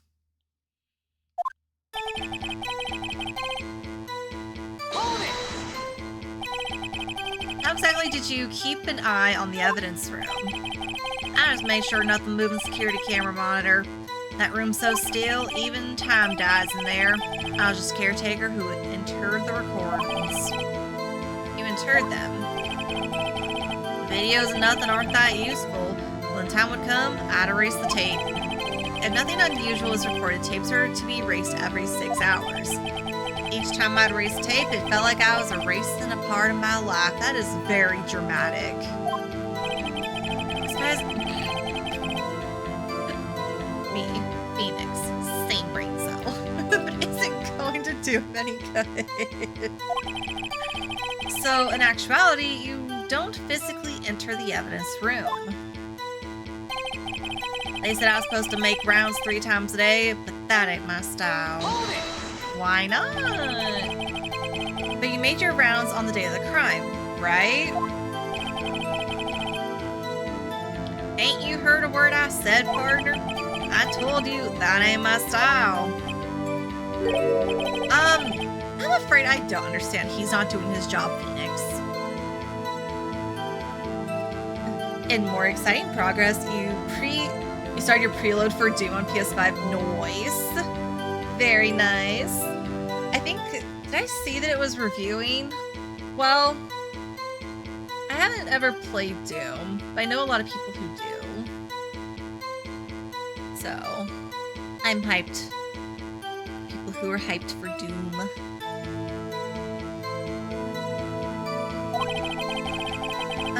No Desperado. I know lets rules get in his way. No Desperados I know join the police force. So, Officer Marshall, on the day of the crime, just between you and me, I didn't set foot in the evidence room that day. There was a rubber glove stuck in the victim's locker. Do you know anything about that? Sorry, partner, can't say I do. I haven't been in that crypt in weeks. Okay. And the whole time she was off work, she was dooming voice. That's honestly what I would do. If I'm gonna be like bedridden, I'm gonna be like, at least I have video games to keep me occupied. How does this guy avoid being fired? Great question. Besides, the room's protected by 2 security systems anyway. Oops, I forgot to ask about that. Used to be a detective, so you used the evidence room in the past, correct? Of course, back in the day, my locker was a gold mine of evidence. And yet you didn't know about the fingerprint locking mechanism. Sorry, partner, I ain't good with machines. I couldn't even tell you how a bike works. That's not a machine. Standard. Okay, gotcha. There's no real physical release, it's just a game. I don't like that. I need physical games in my life. Boo! Digital game key cards. But yay, at least I guess that is the good thing though about digital is that you can preload. We're allowed to have a knife in court, don't they? I guess because he's an officer, they're like, you can keep it. I mean, I also have 2 knives on me, but they're evidence. So what's a third one? This one's broken. But what's one more knife in this courtroom? I couldn't even tell you how. Okay, where is it that? That's quite incredible. Sensors on the locker handles cannot be seen. It's well known that some detectives are unaware of their presence. Is it? I thought he mentions that Detective Gumshoe said something like that too. Okay. Okay, that's Gumshoe. At any rate, it doesn't seem that this is relevant to the crime. Can you tell us what you were doing when the crime took place? If I remember right, I was at a street-side saloon at the time it went down. Can you prove it? What are you doing in a place like that? I was eating spaghetti. Not even Angel's steak lunches can beat that parlor's one goal. You know what? He would butcher the name of this, and I'm gonna do it. Can beat that parlor's Von Gole Sapia pasta. Oh, sure, those are words. Do you mean to tell us You abandoned your police duties to eat some noodles. Not all desperados eat tacos, partner. That's not what I meant. I hope this has at least taught you a lesson. That's strange. This is usually where Edgeworth says, Did you not want a raise this year? Interesting. Edgeworth is very quiet. Okay. You know what? Is it bad that I saw 84 gigabytes and I was like, oh good, it's under 100.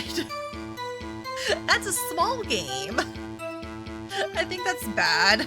I just expect newer games to be massive. I'm just an innocent traveling man, so if you're out of ammo, it's time I hit the trail. Bullet. Out of ammo, Officer Marshall. That's right, partner, or as you'd call it, evidence. If you plan to pin me to this crime, you'd better draw. Otherwise, you're just wasting my time. My steel horse is waiting to carry me back west into the sunset. One thing seems clear. Despite being responsible for guarding the evidence room, the witness doesn't appear to have seen anything. Texans don't take orders from anyone. Everyone knows that you're not from Texas. Apparently you're superior still. Okay, I have a trump card up my sleeve, so I'd best keep my cool. Before I use it though, I'd better up the ante. Okay. I feel that way under 50. I've seen larger files for sure, but over 80. Yeah. I don't, I guess just because I had to expand my PS5 memory so long ago, because all the games I was playing were they filled up that hard drive so fast. I forgot if I put a 2 terabyte in it or not.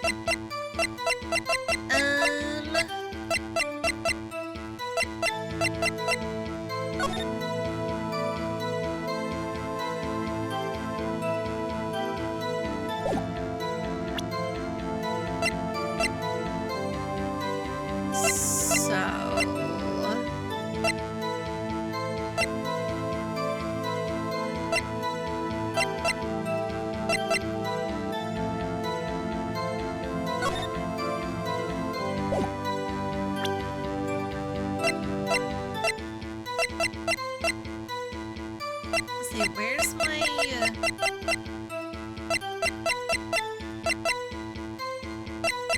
didn't I have something with the fingerprint?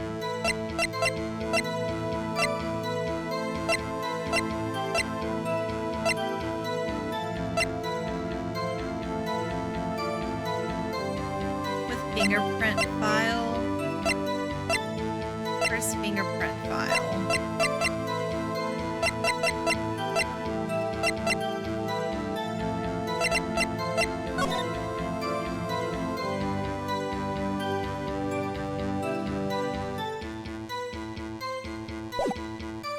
Is that not part of...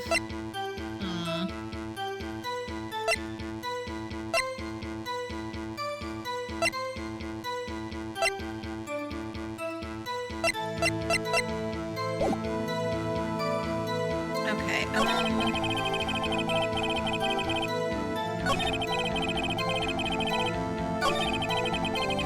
that's just okay. Do you make Mary play? I think they're all on Game Pass. I was like, I don't own them. I was like, but yeah, I was like, wait, do I don't know. I can look. But yeah, Game Pass, I think, has at least a decent amount of the Doom games.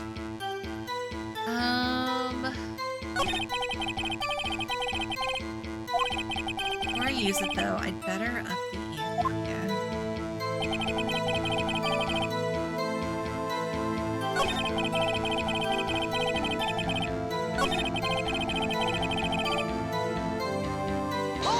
What did he say here again?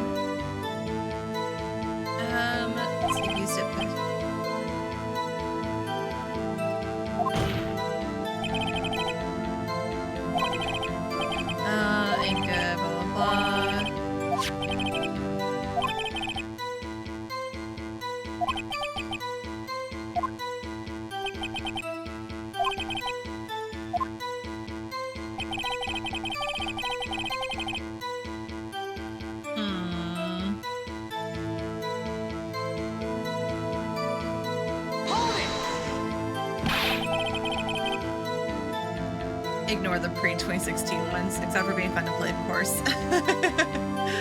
Yeah, because they've been going through, like, remasters recently, right?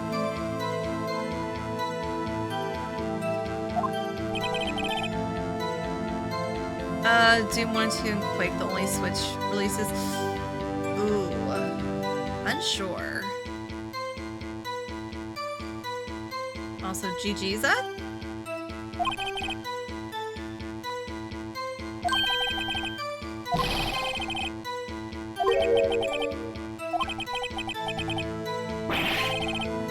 But say you seem very surprised that you won. Okay, gotcha. Less a game series that is available every console.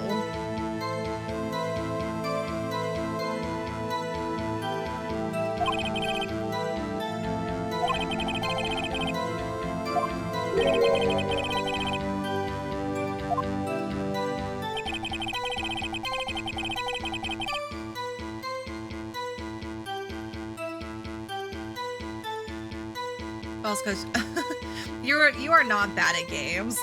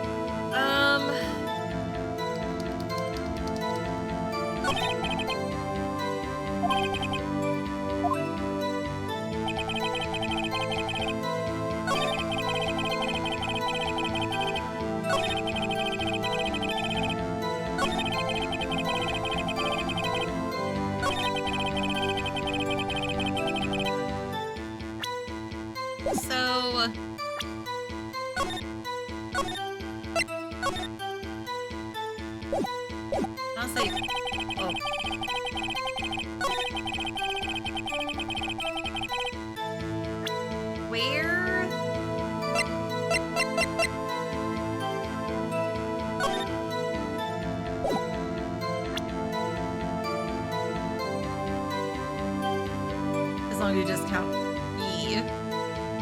Yeah, I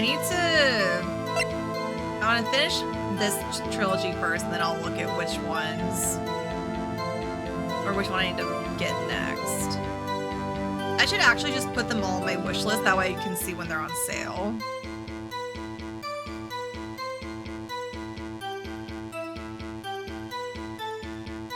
Had to accept tunas, not always.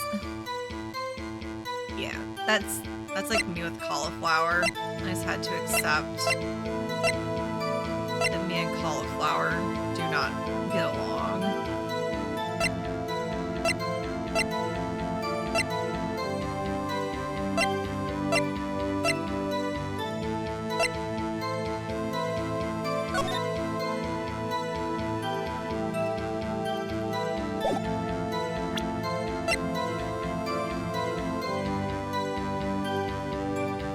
Okay, but where's this fingerprint file?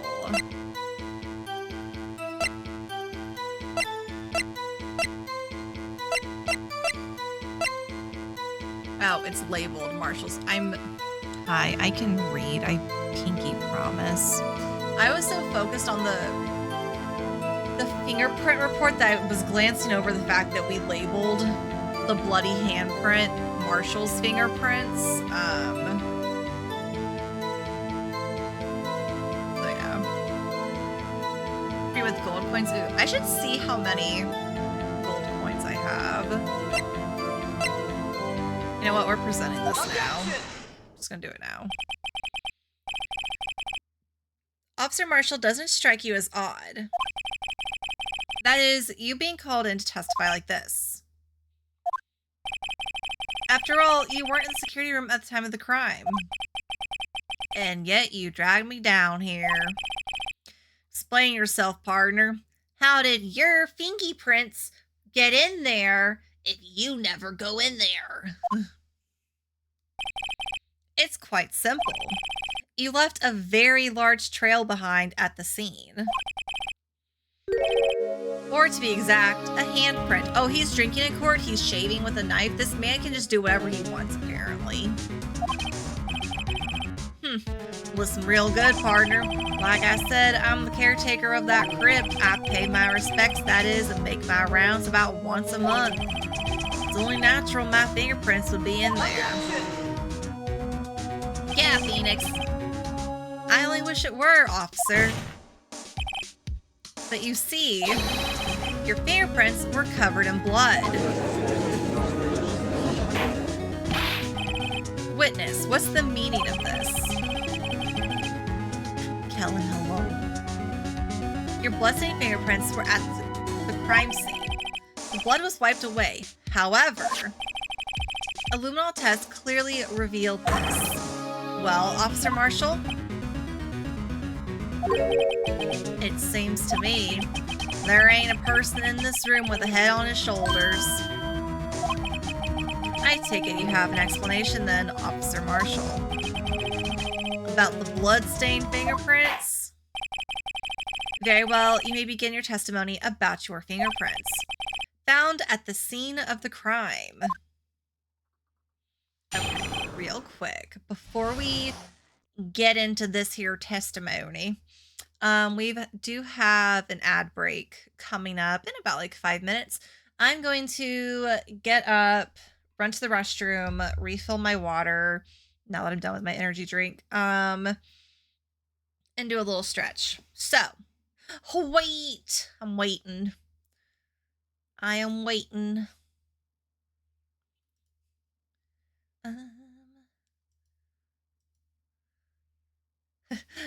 1, 2, 3, 4. For reasons, okay. 4. For ice cube. Waiting. 5. 5 ice cube. Okay. Oh, 6. A nice even number. Ooh, 7, 8. My water's gonna be so cold. 8. Once I mark. Oh, well.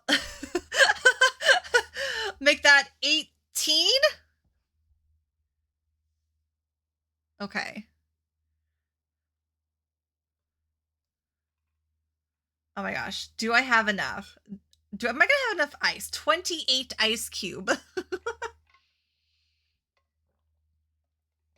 I do. Paid actor.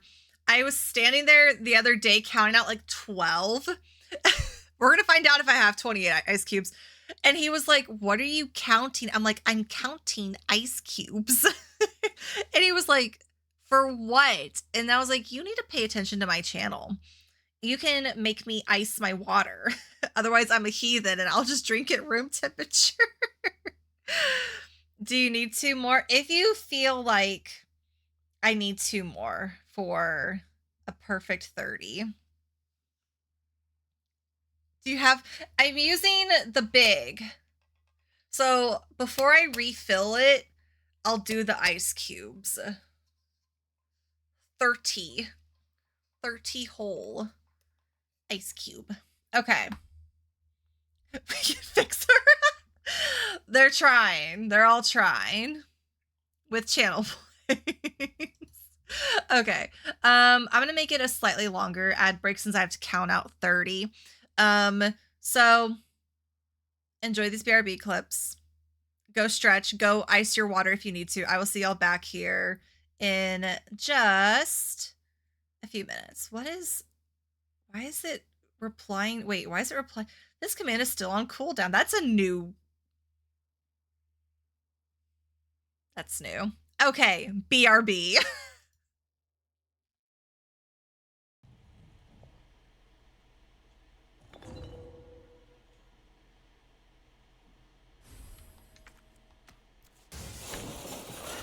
Oh my holy balls.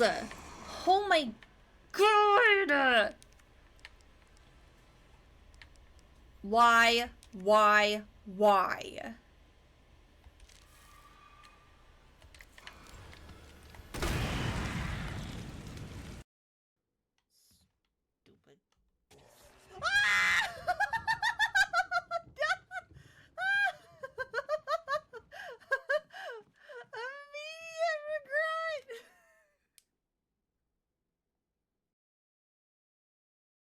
I'm like not terrible at video games, but I'm not like great at them.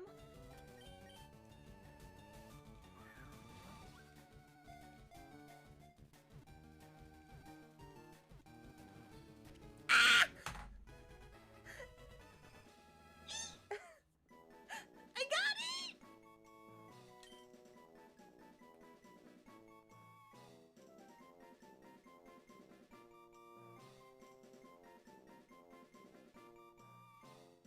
I'm so happy.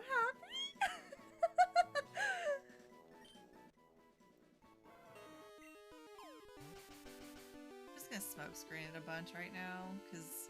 Yeah. And then you can switch to Wright and make it fall asleep.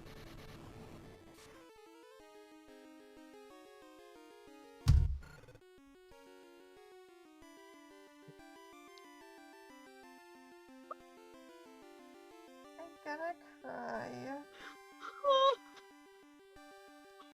Oh, fine.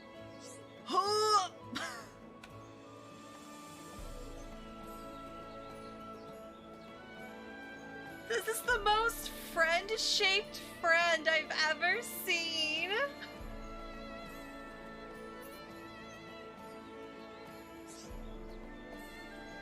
Look at how cute. I love. I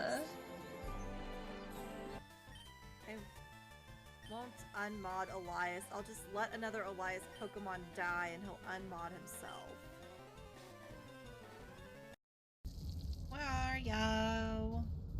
And I'm so sorry. Stop healing.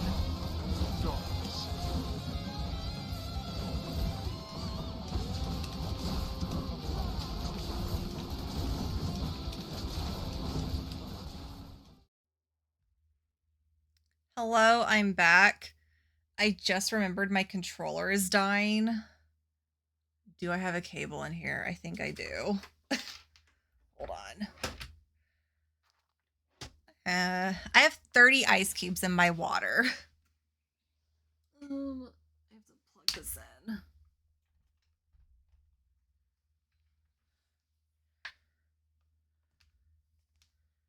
I would like to play a little game. I'm concerned. Anyway. Do y'all hear that? It's like I barely had to refill my water. There's just ice.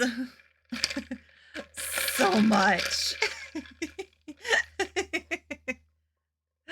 That's nice ice.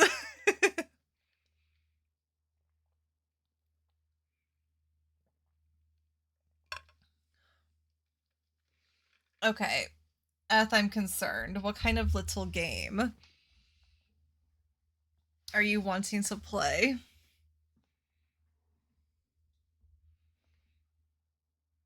I'm like keeping an eye out. Little summer or the little mole. Ooh. We got like the fancy like flower ones, but they don't always like hold their shape very well. That and they float weird. They always turn upside down. So it's like the flower petals kind of just sink. Yeah. So it just looks like a ball. It's like, okay. I wanted pretty ice, but okay. All right. Let's hear this explanation for bloodstained fingerprints. Like I said, it's only natural for my fingerprints to be in that evidence room. One of them just happened to be at the same place as the bloodstained handprint. Uh-huh.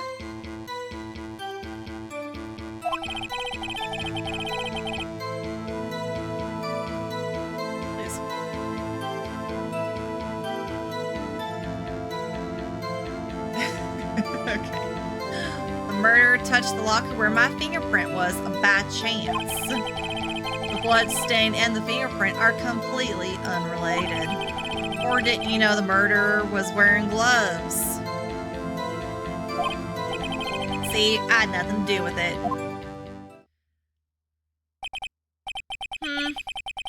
When his explanation appears valid, his fingerprints are just happen to be at the exact... Although there's room for doubt. Life wouldn't be fun without any doubt, partner. The defense may now cross-examine the witness. This guy's hiding something. I can feel it. I'm going to refill my water with cubes. Mine are like just the rectangles, like the, yeah, normal ice cube shape. Now's my chance to prove it. I need to watch this tape again.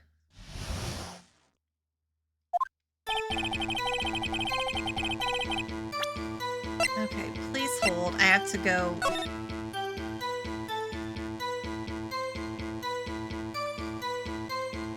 Of course I can't pause or rewind.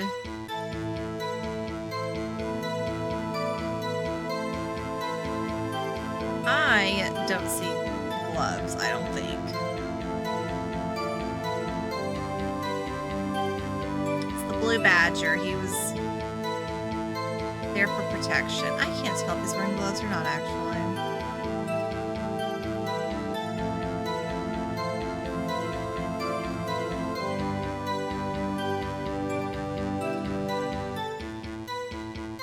I don't think he's wearing gloves. I think it'd be more obvious. Surely. Maybe. I don't think he's wearing gloves. Anyway. That's because you, how'd you put it, pay your specs once a month. Yeah, that's right. That and one more thing. That locker happens to be mine. What do you mean? I mean what I said. That's the locker I used when I was a detective. The locker I still use.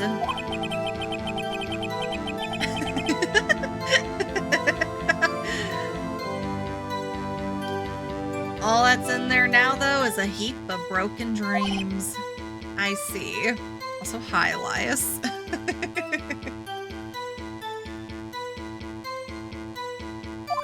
I see.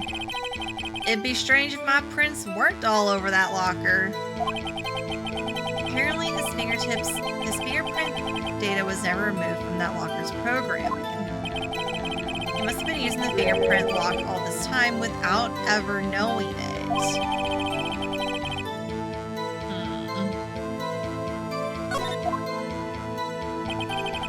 One of them just happened to be at the same places.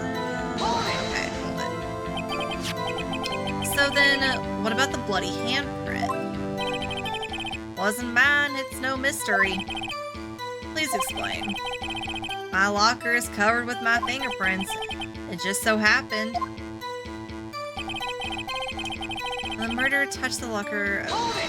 Hold it.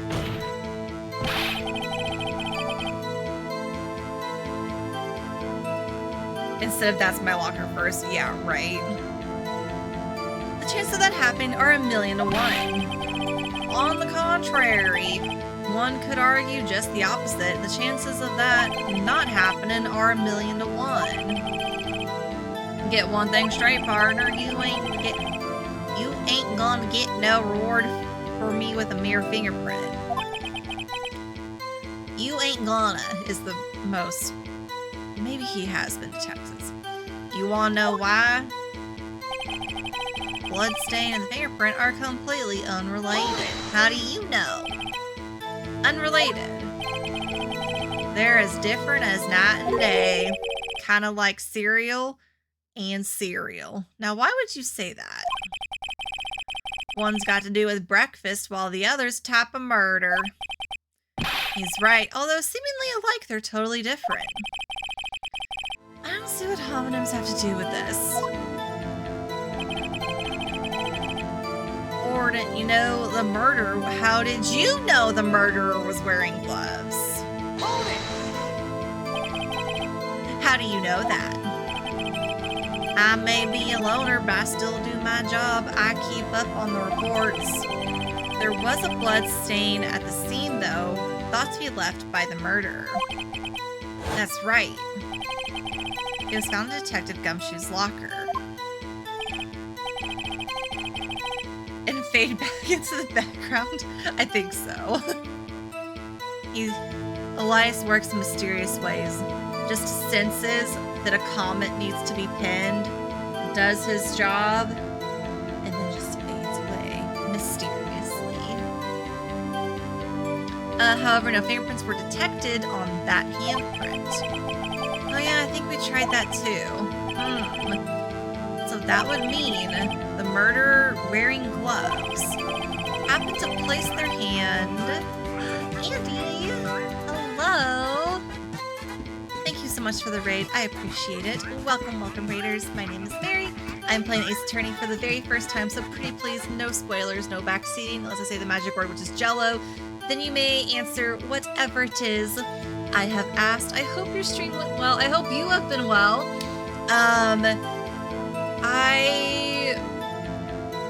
Sorry, I lost my train of thought. We are on episode 5, the bonus episode of the very first game.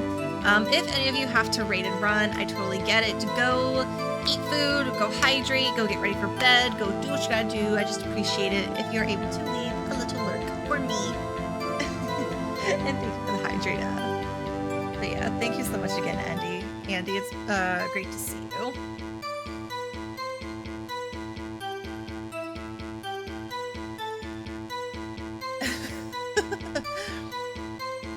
Elias so mysterious. TSA saw him with 7 million Koroks and said nothing. Only 7 million Koroks. Oh my gosh! Book Slap, thank you so much. That has been the trend today. The raids have come in doubles. Thank you so much for bringing your people over. Book Slap, I appreciate it. Butte twerks a lot. Hello, thank you for coming along with that raid.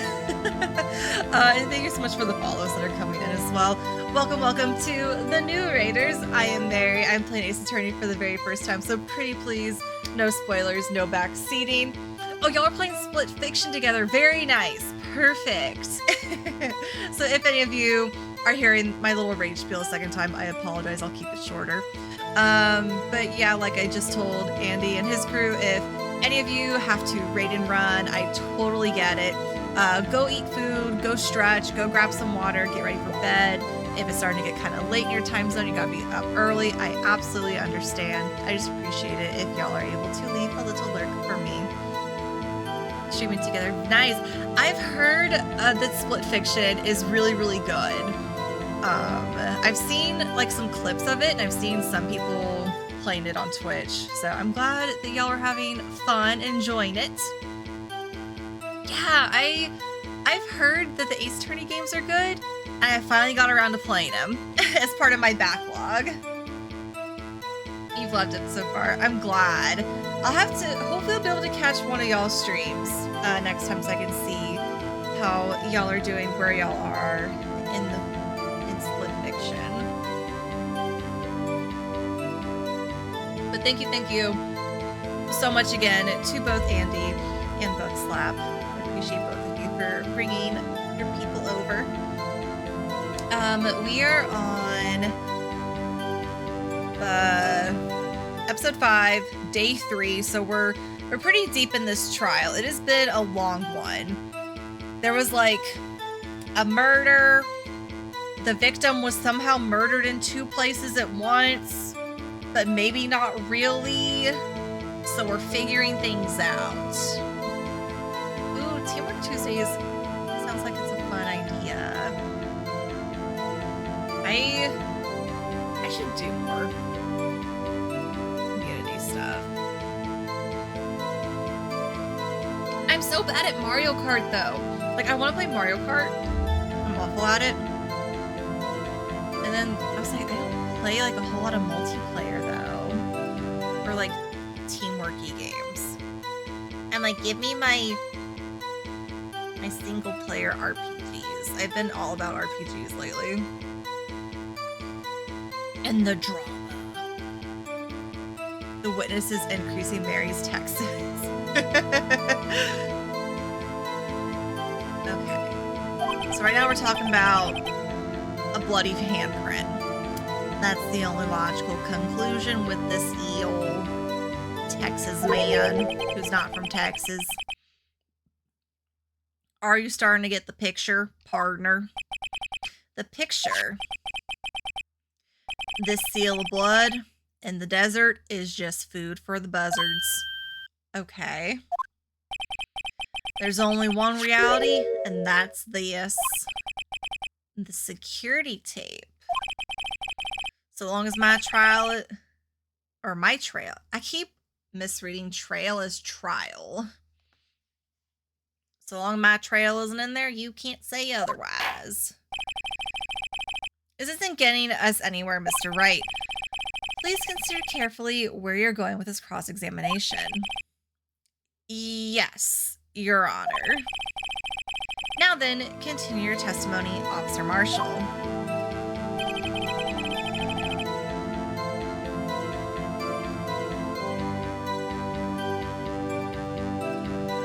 Too bad it wasn't me in that video, right, partner? Why would you say that? Hold it! Yeah, what do you mean by that? You want to tie me to this crime, isn't that right, partner? If so, that video is the only direct evidence you have. That video is next to useless. It's full of blind spots. Blind spots. Places you can't see. The camera's panning back and forth. The floor isn't shown. If someone's familiar with the camera's position, they could leave the room without being caught on tape. Objection! What? We don't have time for your speculations, Mr. Wright. Well, Mr. Wright, if you can show us evidence in this video that indicates Officer Marshall was present, please do so now. Uh-oh.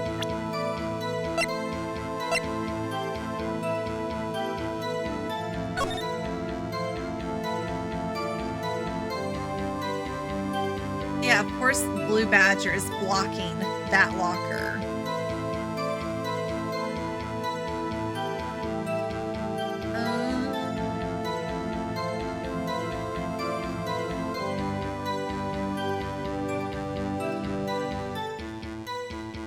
What kind of knife is he using for this person? Because remember, it's not the knife in Edgeworth's car. It's not the knife from the evidence locker.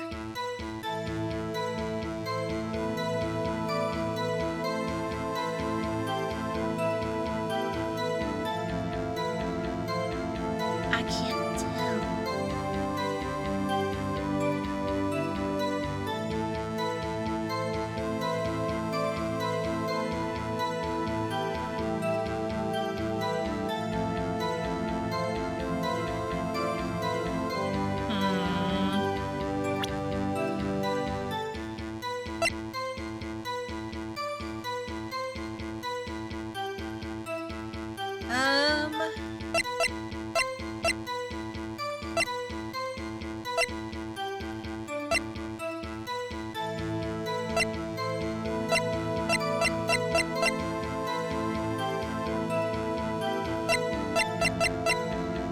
Let's see. Well, okay, that knife might be the same knife.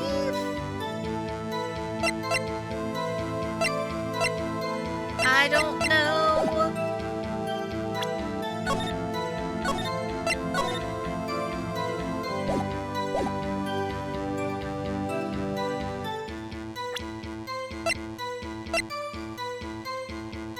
We are watching this video so many times.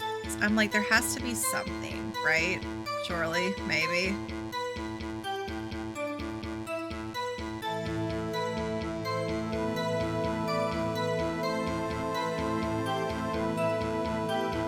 I hate that we can't see this trench coat person's face. Move, Blue Badger!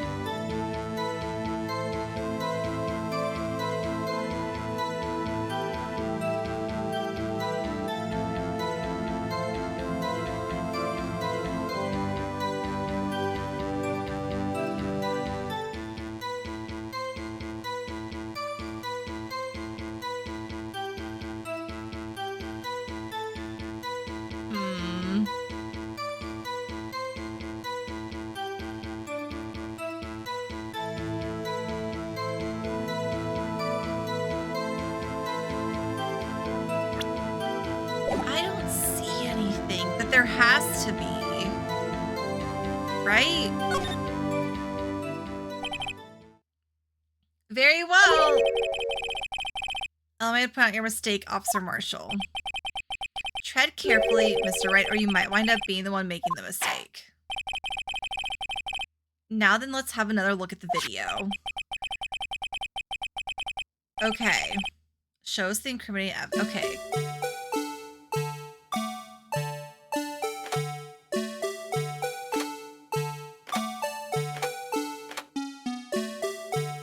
It won't let me do.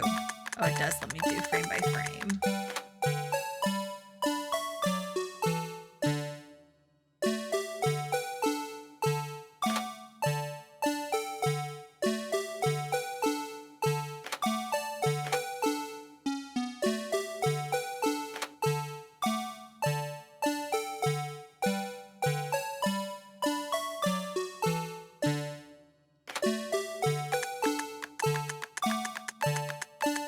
Blue Badger.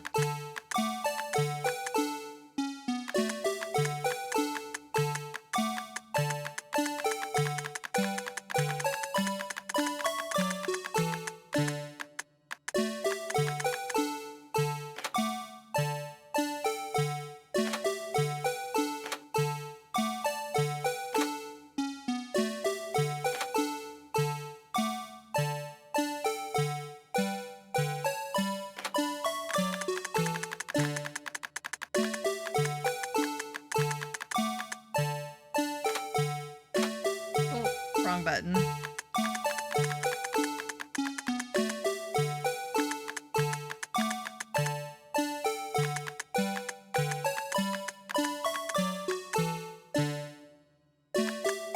When he does that.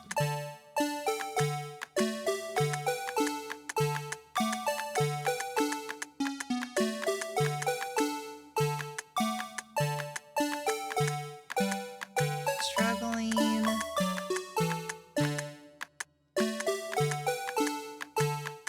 I'm like, does he put his hand on the locker?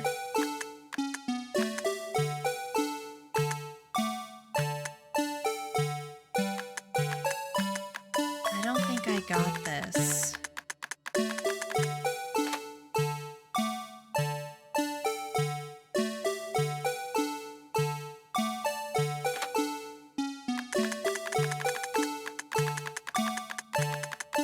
This poor Blue Badger is just perfectly in my way. Fellas, okay. He still has his ID. I was like,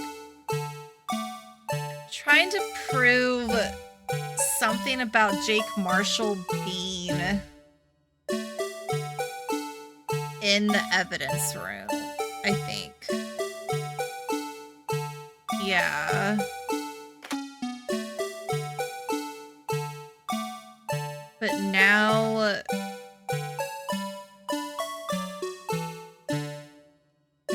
I think I chose incorrectly because now I'm not sure. Missing link, hello. The judge is stupid, the case is stupid. Yeah, the judge is like the bane of my existence. Okay, I'm watching, so...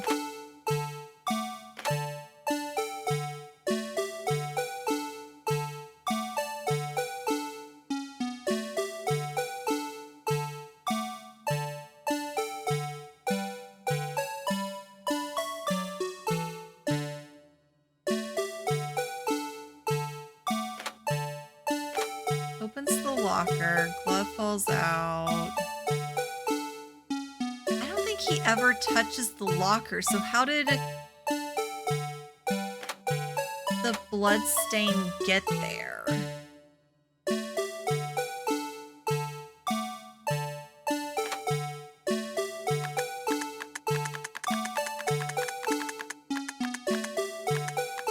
Because they struggle.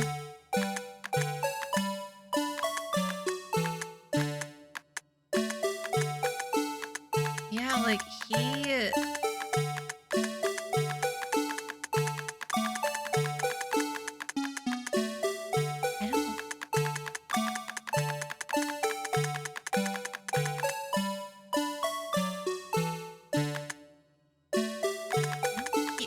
touches the locker.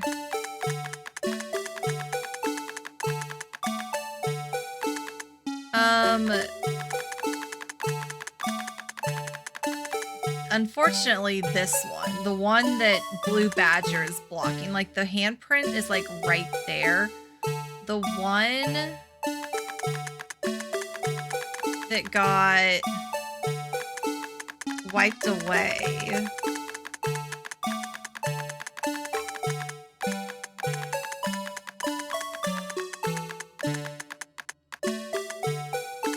Is this one.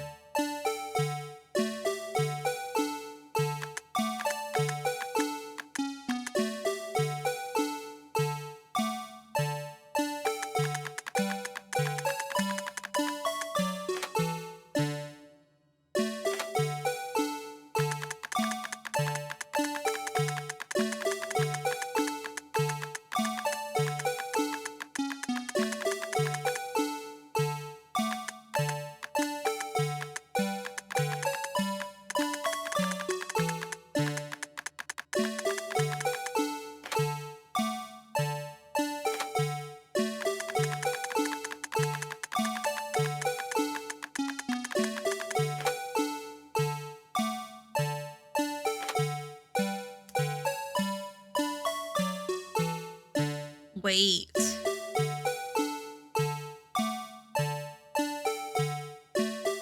That wasn't there before. Wait. Okay, hold on. It's gonna reset. Oh my god. I didn't notice that before. See, okay. No fabric.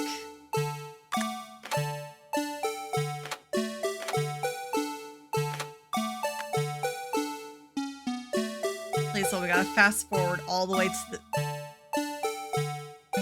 I hope y'all have enjoyed this extra Blue Badger music time.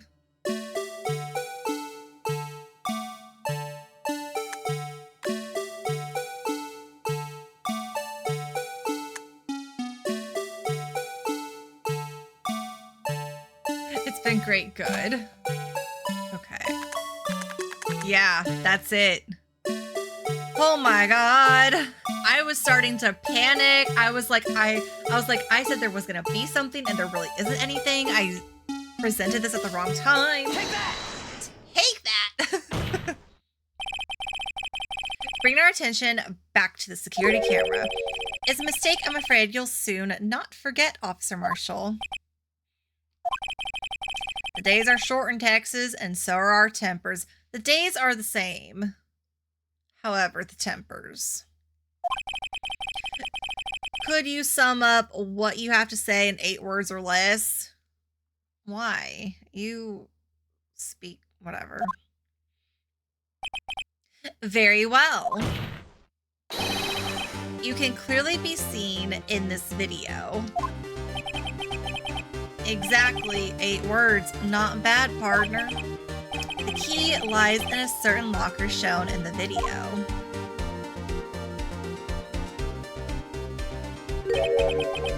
That locker with the white cloth sticking out.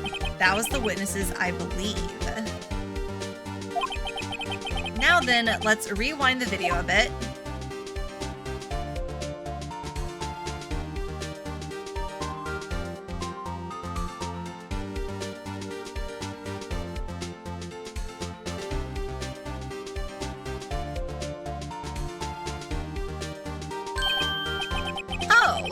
White cloth. It's gone. What's the meaning of this, Officer Marshall? When the crime took place, the white cloth wasn't there. Then it suddenly appeared. There's only one explanation. Officer Marshall, you were in the evidence room at the time of the crime. What's more, you opened your locker when the camera was turned away. Dun dun dun! Order, order. It would seem that's hold your horses. Sorry, partner, but you got the wrong man. So what if my locker was opened? That doesn't mean I'm the one who opened it. The murderer needed to hide something, so he opened the locker and stuck it in. It's not my fault he happened to choose mine. You're an idiot. Why is everyone staring at me like I'm a wanted man? This guy isn't just plain dumb. He really doesn't know. Didn't we already go over the fingerprint thing? Okay, wait, but he was like, he's like, I don't know about that. He really doesn't know about the fingerprints. Opening the lockers. I hate to rain on your parade. You're the only person who can open that particular locker. I have to sneeze. Excuse me. Sorry. Oh yeah? I call your bluff. You say I opened that locker. Now prove it.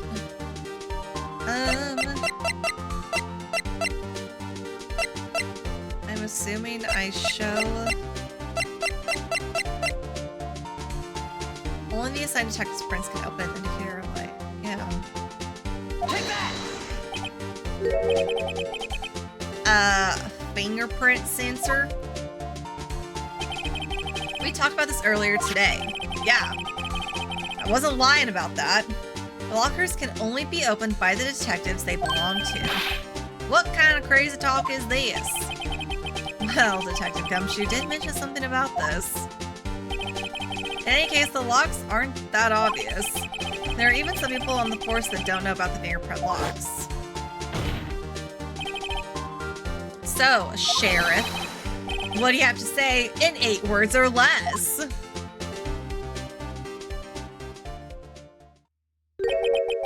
I only got 1 word for you, partner.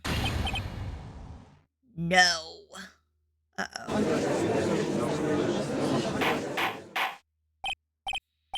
Order, order, order. Witness, explain yourself. If this is a joke, it's the worst I've ever heard. I assure you, this is no joke, Officer Marshall. Now then, please tell us what you were doing in the evidence room at the time of the crime. What is he chewing on? Olay! Please answer the question. Why are you... What is he now, a bullfighter? Yeah. That's all right, Officer Marshall. I believe we can figure the rest out from here. We can? Have a look at these floor plans. There is no place for someone to hide in the evidence room. Yet Officer Meekins didn't see Officer Marshall.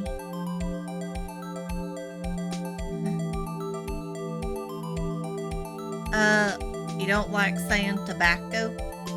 Feels weird in your mouth? Tobacco? Tobacco? Tobacco? Tobacco?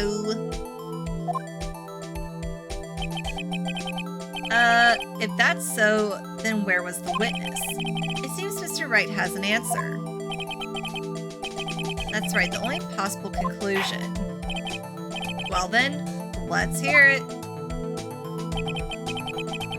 At the time of the crime. What?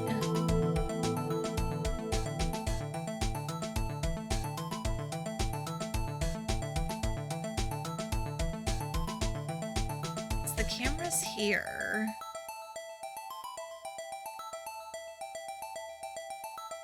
Uh-oh.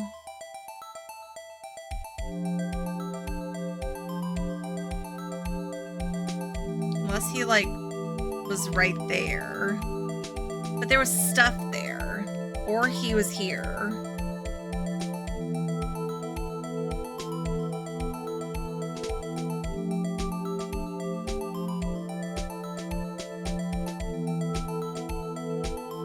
But Meekins said he didn't see him.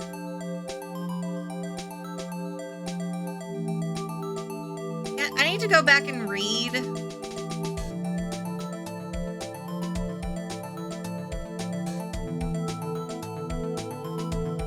Hiding behind this stuff? I don't know. Take that! Officer Marshall standing right here. Officer Meekins didn't notice him standing there. That's almost as credible as Meekins' warp theory. Oh. Okay. Now they're ganging up on me. Perhaps you should think a little more. Okay. Where Officer Marshall was. Okay.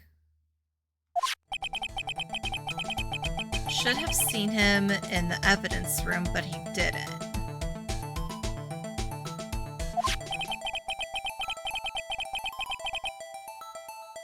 Unless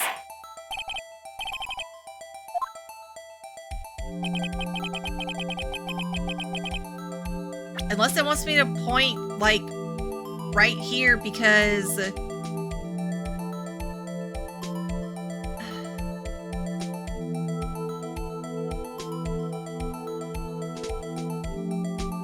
Okay, wait. Is Meekins the killer? Allegedly? Because Meekins was like, I wasn't looking at his face. I don't know. I saw a person, but no face. So unless it wants me to point there, because Meekins was like, should have seen him, or should have seen who it was, but didn't.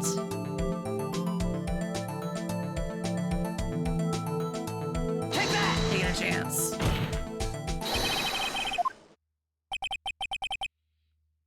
There, but that's... Yeah, okay. That was right. That's where the victim, Detective Goodman, was. Correct, unless the man wasn't Detective Goodman. I believe the victim in the video is Officer Marshall. It was you dressed up like Detective Goodman.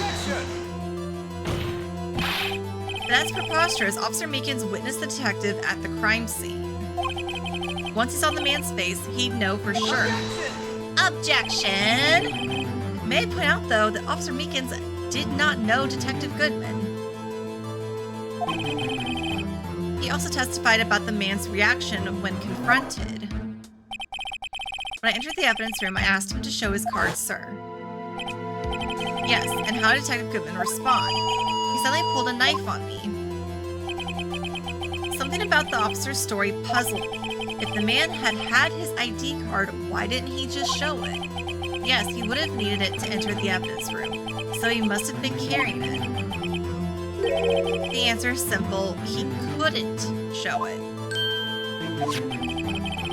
As you can see, Detective Goodman's picture is on his ID card. Oh, I get it. If he showed that his cover would have been blown. Officer Meekins would have realized the man wasn't Detective Goodman. Do you have anything to say to this, Officer Marshall? You got quite an imagination, partner. We got a term for that. It's called circumstantial evidence. Circumstantial evidence? He's still denying it.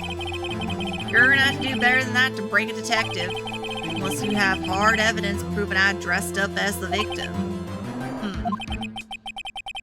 I can't say I particularly care for your uncooperative disposition. I can't say I care for your beard, but you don't see me complain. That's the second time he has insulted this judge's beard. Well, Mr. Wright, do you have any evidence proving beyond a shadow of a doubt that Officer Marshall dressed up as the victim?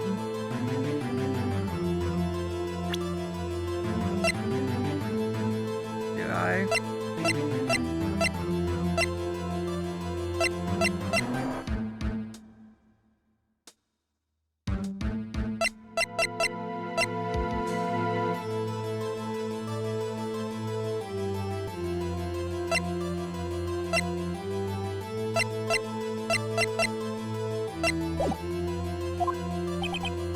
Well, who am I kidding? Okay. Okay, even Phoenix knows it. I can see the fear in your eyes, partner. It seems you're the one who couldn't take the desert heat. This can't be happening. It's so obvious he's the one. What can I do?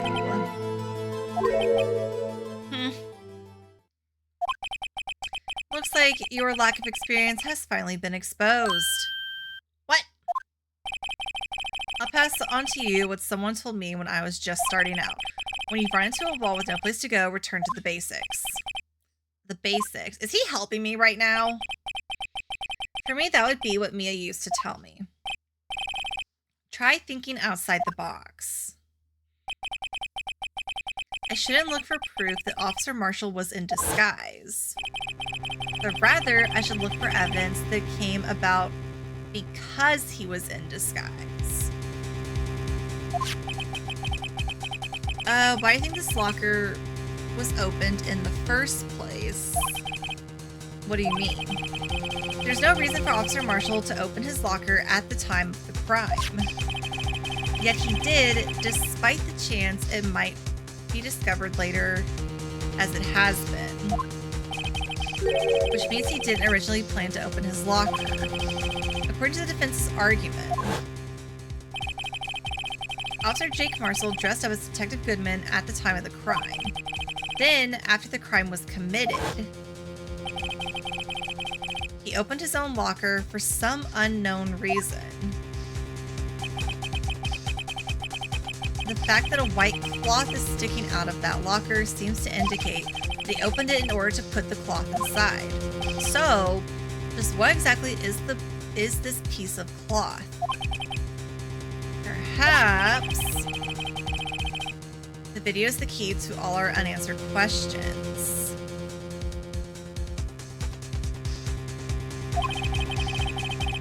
I don't have any evidence, so this video is my only shot. Please hold. I need to look at the photo.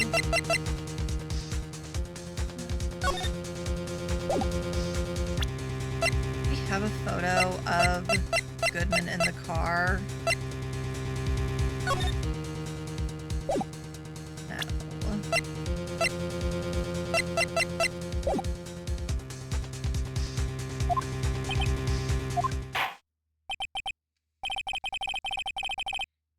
We have to take another look at the security tape. After committing the crime, the witness opened the locker to put away the white cloth. Please show us why the witness has to open his locker. More Blue Badger music. Let's go!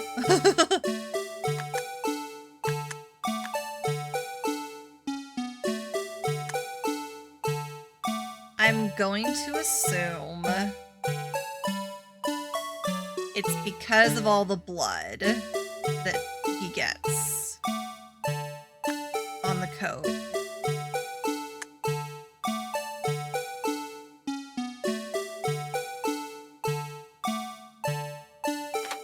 Yeah. Because see, now he's covered in blood, which would be suspicious. Because I'm assuming it's the trench coat.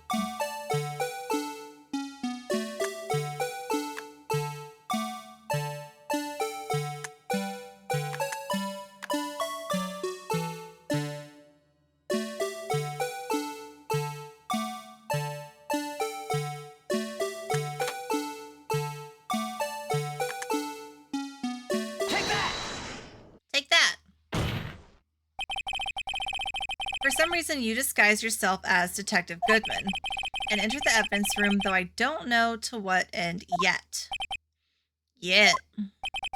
However, something unexpected happened. Officer Meekins barged in on you. When asked to show your ID card, you pulled a knife on him. However, Officer Meekins panicked, and the white coat you were wearing was soiled with blood. A bloody white coat. You couldn't just walk out like that. So you hid the coat in your locker. Terribly, we might add. Not bad, partner.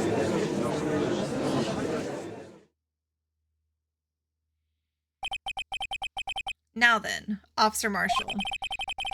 Excuse me. Are you ready to tell us the truth?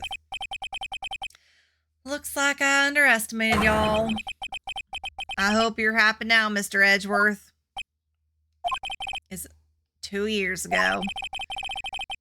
You were only half as persistent then as you are today. We all wouldn't have to be here now, would we? Dun dun dun. Don't worry. Thank you.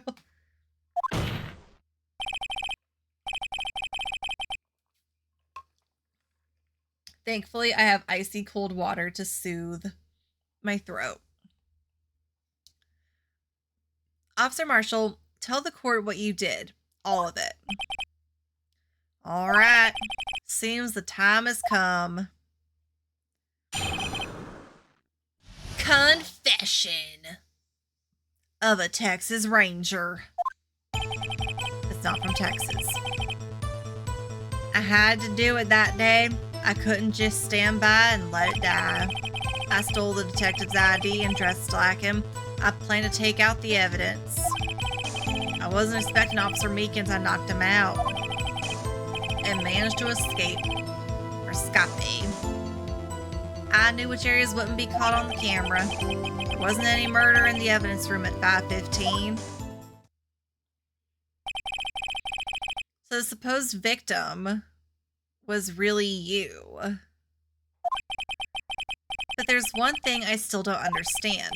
Traces of a large quantity of blood were found on the floor of the evidence room. If no one was murdered, then how could that be?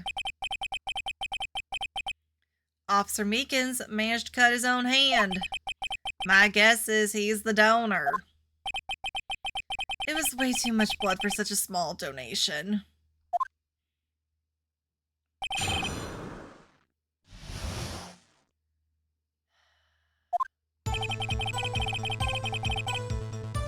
Hold it! When you say it, you mean... Do you even have to ask, partner? The SL9 incident. 2 years had passed since that case was closed. It was going to completely end with the transferal that day. Not if I have anything to do with it. That incident's not over. But what did you hope to accomplish by sneaking into the evidence room? When a case is closed, only that case's lead detective can look through the evidence. I want to have a look at it myself one more time, no matter what the cost. I don't care what anyone says, partner, that case is mine. But Officer Marshall wasn't in charge of that investigation. Why does he care so much about it? That day was my last chance, that's why I... Hold it! Why did you disguise yourself as Detective Goodman? If I didn't make it look like Goodman was carrying out the evidence transferal, I'd be arrested for stealing evidence, which wouldn't get me anywhere. So you did to fool the security camera and the detective's ID card. Stole that the morning of the incident. So that really was why Goodman started filling out that lost item report. I returned his ID card. I left it on the floor in the prosecutor's office parking lot. Okay. The ID card found was left there by Officer Marshall. So essentially, you managed to succeed despite your lack of foresight. What do you mean, partner? I mean the fingerprint activated lock, of course. Okay. No matter how well you disguise yourself, you can't change your fingerprints. Under normal circumstances, you wouldn't have been able to open that locker yourself. But you could because a rubber glove just happened to get stuck in the door. That means Detective Goodman must have opened the locker before Officer Marshall.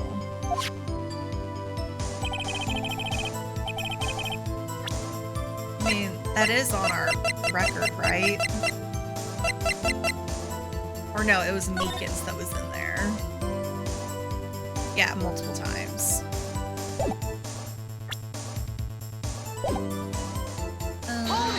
Okay. You pulled a knife on Officer Meekins and tried to drive him off. Let's just say I was a little surprised. I only planned on being in the evidence room for no more than 5 minutes.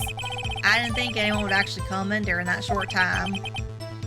Officer Meekins certainly is a 1 in a million type of person, mistaking a detective for an intruder and demanding to be shown his ID. I'll have to think a little more about his raise this year. When did Edgeworth get so much influence? Anyway, he threw himself at me and I ended up cutting him slightly. I'm sorry it had to turn out that way. With me knocking him out and everything. By the way, what happened to your knife? Oh, you mean this one? I don't know what to say. So you knocked Officer Meekins out and managed to escape. I knew which areas wouldn't be caught on the camera. So you did your research beforehand. Those who go into the desert unprepared don't live long, partner. I didn't think it would make a difference, though. The security tape is erased every 6 hours. If all had gone as planned, no footage would have been left. However, you bloodied your coat and you're shook with Officer Meekins. If someone was in the security room when I came out, the jig would have been up. I opened my locker and stashed it in there. What was Officer Meekins doing during that time? What else? He was sleeping like a baby. So what you're saying is, on that day... wasn't it? Okay. Hold it! But the blood found at the scene certainly indicates a crime took place. What are you, blind? The victim shown on that tape is me, and I'm not dead yet, partner. So you stole the evidence from the locker. Actually, no, I didn't. Why not? When I opened the locker, the evidence was already gone. What? Mr. Edgeworth, where is that evidence? It's still missing, Your Honor. Detective Goodman's locker was already empty. Someone else stole the evidence. Officer Marshall, may I ask you one thing? Fire away, partner. It's a free country. Just remember, I'm also free to decide whether or not to answer. Why did you do this? Stealing a detective's ID, injuring a police officer. This is no small offense. Moreover, you're an officer yourself, so have serious consequences. It can't just be forgiven with a simple cut in salary. Not that salary cuts are ever a valid solution. Like I said, this isn't your case. This one is mine. I'll do anything it takes to get an answer I'm satisfied with. The witness has an unusual amount of zeal. Let's hear more. Oh boy. I can't just forget the SL9 incident. You know why? Hold it! Tell us. But that case was solved 2 years ago, wasn't it?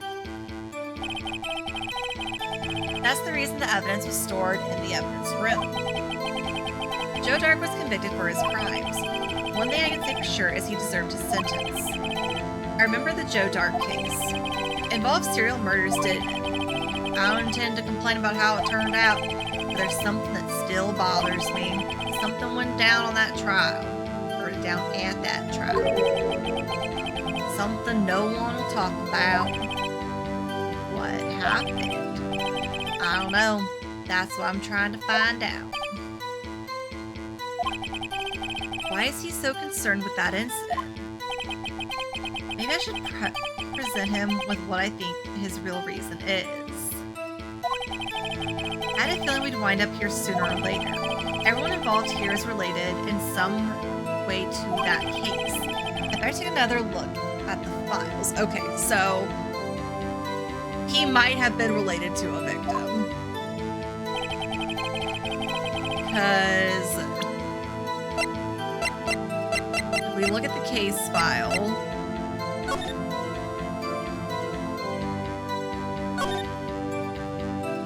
yeah, Neil Marshall.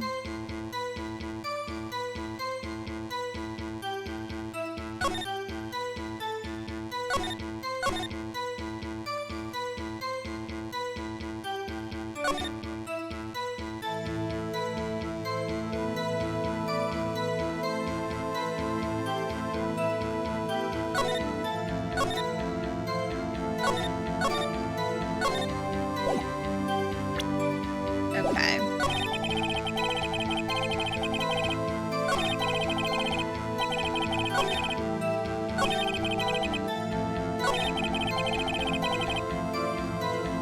I'm gonna save pretty sure.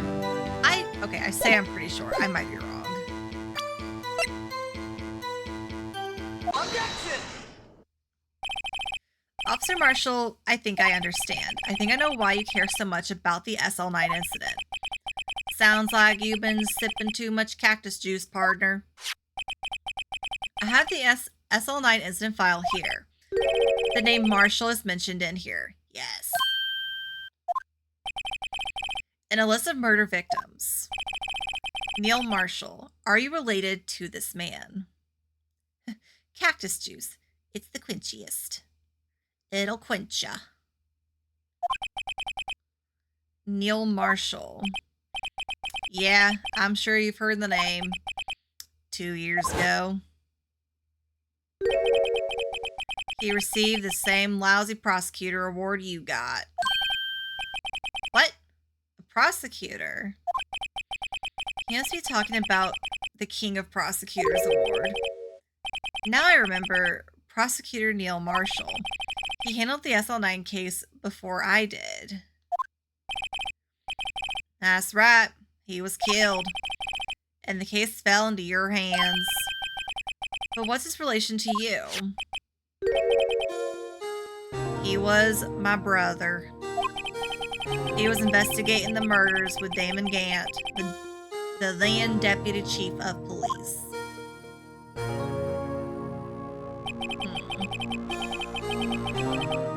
Group of detectives I was part of worked under them. We were desperate to prosecute the killer. Joe Dark. My brother fought Dark and was killed. That was the first time Dark left behind any evidence. That was all we needed. He was arraigned and incarcerated. The case was finally closed.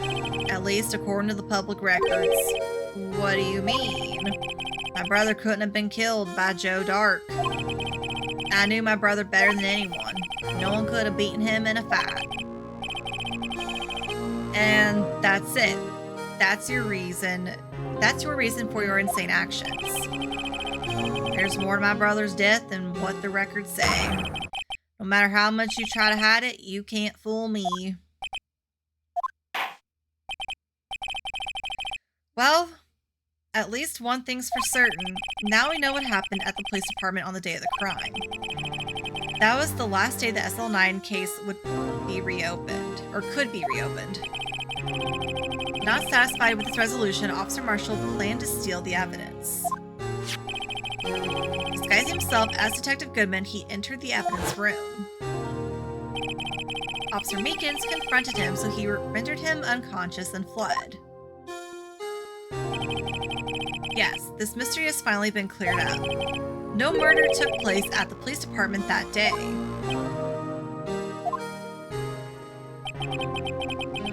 The things that happened by chance never ceased to amaze.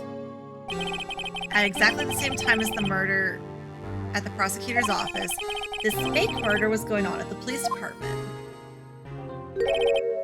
Chance. It's gotta be more than just that. So if no one was murdered at the police department on the day of the crime, that means the murder in the prosecutor's office parking lot was the real one. Which in turn means only one person could have committed the crime. Chief Prosecutor Lana Skye. But wait, a verdict wasn't reached in yesterday's trial. Objection! I object your objection. That was to my objection. Which is why we examined the incident at the police department today. But there's only one reason the defendant was not convicted yesterday. There yet remained a mystery of the simultaneous murder at the police department. It seems to me this boy's got the draw on you, partner. All the mysteries at the police department have been resolved, no doubt about it. Our sole murder took place at the prosecutor's office. The only suspect is Lana Skye. And the testimony of one Miss Angel Starr is completely incontestable. If you have a response, make it a single word or less.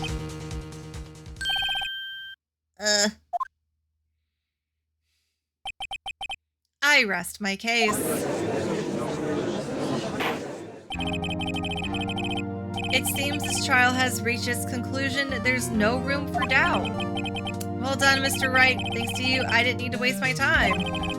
Just proving that the alleged murder at the police department.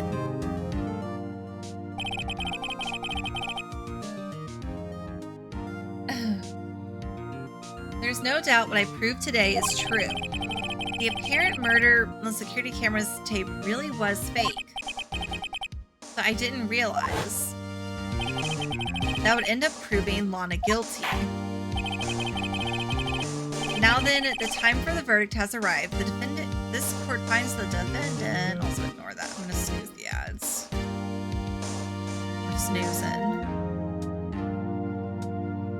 If I can hit the button again.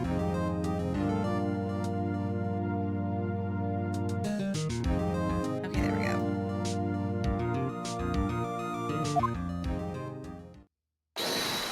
Hold it! Your Honor, wait. Emma. The defense has an objection. A scientific objection. Right? What do you mean, right? Mr. Wright. Are you this girl's guardian? Your Honor, in a sense, please, Your Honor. All I'm asking is for a minute of your time. Please hear me out. Mr. Edgeworth, please. I don't want to leave any loose ends. You want a minute? I'll give you 3.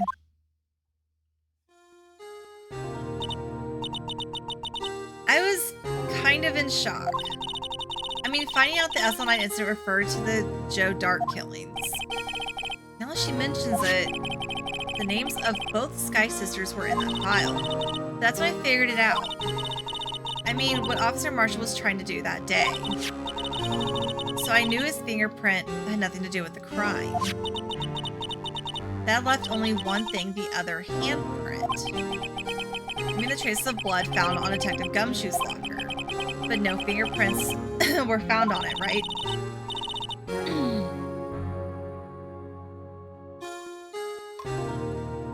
No, but I figured if I examined it scientifically, I'd be sure to find a clue. So, I ran over there and looked at it again. So did you find something? No. Huh? Sorry, I guess I'm not much of a scientific investigator after all. Is that all? Please don't be mad. I'm just a high school student. And I'm just an attorney. But Mr. Wright, those traces of blood are the only clue we have. If we can't find something wrong with them... Please, Mr. Wright, you're a professional. If anyone can save Lana, it's you. Me? Oh boy. Time's up. Now then, Mr. Wright. With regard to the incident at the police department, does any reasonable doubt remain? It appears the defense is troubled by the other blood mark. Looking at the floor plans, a handprint was discovered around here. Is there a problem with this? Mr. Wright, I'm sorry, I can't be of more use. But still, if you can't find anything wrong with that blood mark, Lana will be... Please answer my question, Mr. Wright. We don't have all day. Yes, Your Honor. If I ever need to concentrate, it's now. Oh boy. Nellie. Oh, Nellie's using her voice. What could be wrong with that handprint on Detective Gumshoe's locker? Elias.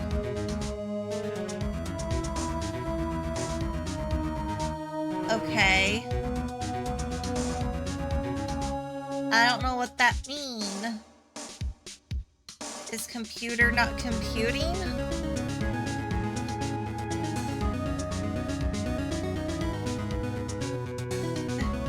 I'm just a baby.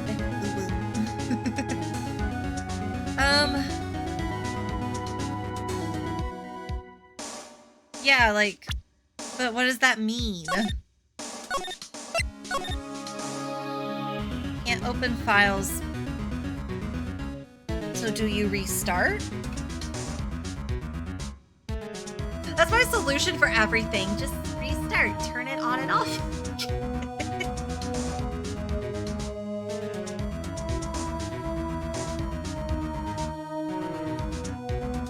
Easy. Even though I'm sure Elias has already done that. I did save, right? Yes.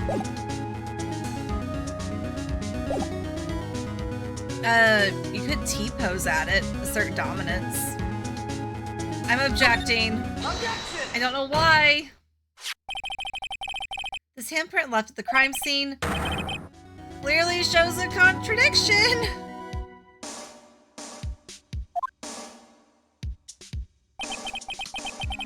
When it seems clear is you're grasping Mr. Wright. You've been staring pretty intently at those floor plans. Tell me, is there a problem with them? Yes, this is strange. Take a good look at these floor plans. Something is missing. The blue badger. Something hasn't been drawn on there. The blue badger. That works. Yeah, true. At least my solution is like possibly gonna fix something.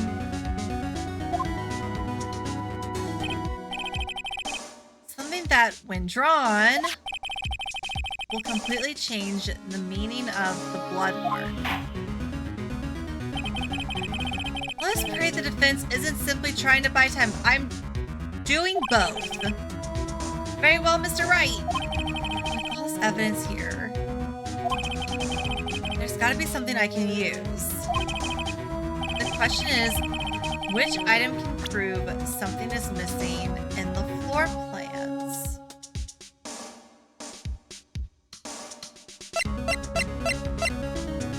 The badger? Because he has a handprint on him that I'm not sure I noticed before.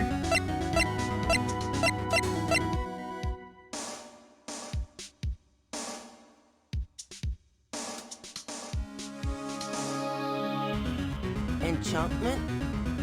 Enchantment. Enchantment. Okay. Enchantment. I just simply did not notice it then somehow. Enchantment. Or I did and I forgot about it.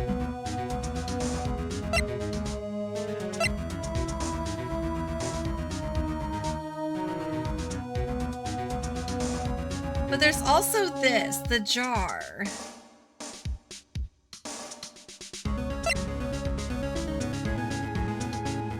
Did we have that?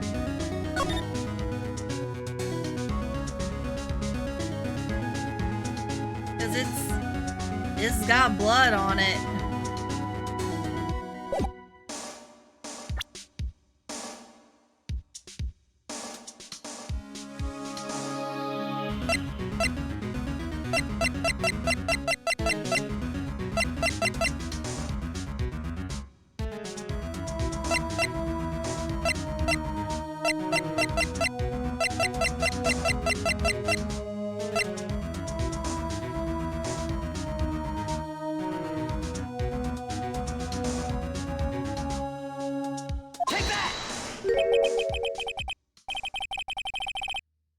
As they say, I was wrong. As they say back in the West, even a blind man can hit with a buckshot.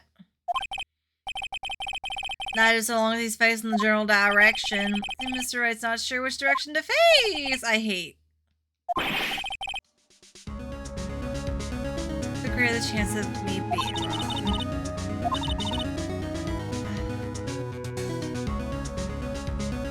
On the day of the crime.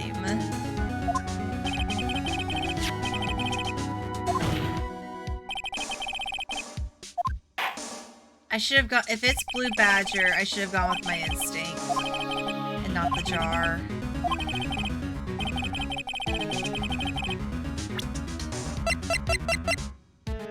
Take that!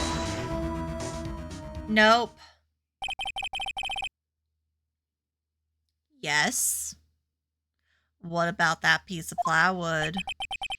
The Blue Badger, mascot of the police force. Defender of truth, guardian of proof. Explain yourself, Mr. Wright. Please look at the floor plans of the crime scene. The Blue Badger is not here. So watch what happens when we put him in. Yeah, he blocks the stinking locker. This is where he was dancing at the time of the crime. Well, what? That's right. So long as the Blue Badger is dancing here, it would be impossible to place a handprint at this spot on the locker. What?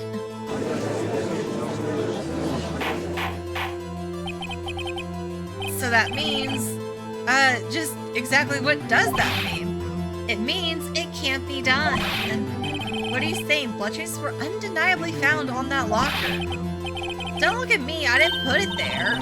Mr. Wright, think it through scientifically. Emma. On that afternoon, Officer Meekins was the one who brought the Blue Badger to the evidence room, right? After he put it down, it would be impossible to leave a handprint on that locker. That must mean this blood mark was left there before the Blue Badger was brought in. Just one moment. I will not allow such far-fetched balderdash in my courtroom. It may sound far-fetched, Your Honor, but it's the only possible explanation. On February 21st, in the police department's evidence room, blood was spilled not once, but twice. But how? One time was captured on this tape taken by the security camera. Officer Meekins cut his hand, from which a trivial amount of blood fell. The problem is, the other time...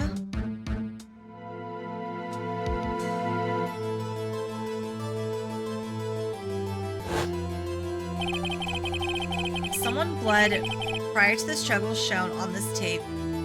It had to have been Detective Goodman when he was really murdered. That's ridiculous. I refuse to accept your absurd claim. Objection! The murder portrayed in the security tape has been proven to be a fake. However, it does not explain the blood mark we found on the locker.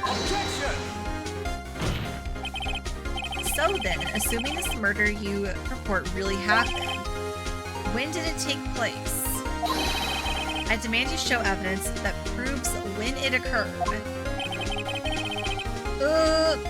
When did the first incident occur?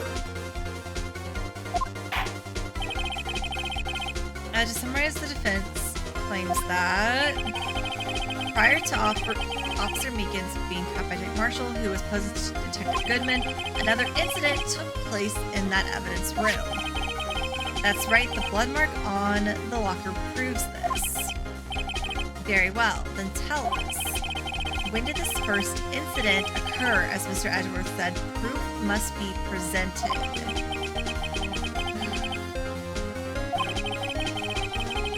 I can show that. Now then, will the defense please present its evidence? What shows when the first crime took place? It has to be the ID card record. Right?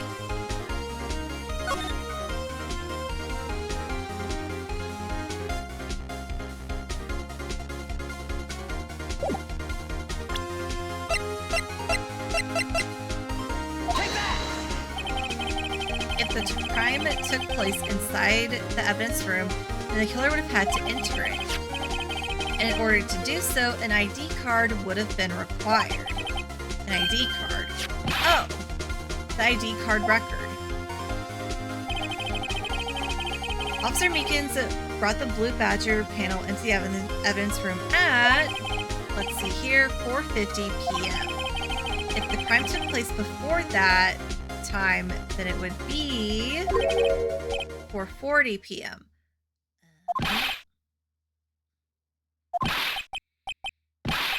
Miles Edgeworth. Just what have you done? I never would have figured you had the nerve, boy. Drop the act, witness. It doesn't take a lot of thought to figure out it couldn't have been me. Nope, I ain't getting it. I'm afraid I don't understand either. It's clear from the luminol test that the blood was there. I know, it keeps circling back. He keeps getting accused of murder. However, when the second crime took place, both Officer Meekins and Officer Marshall failed to notice the blood. That means the blood from the first crime was wiped away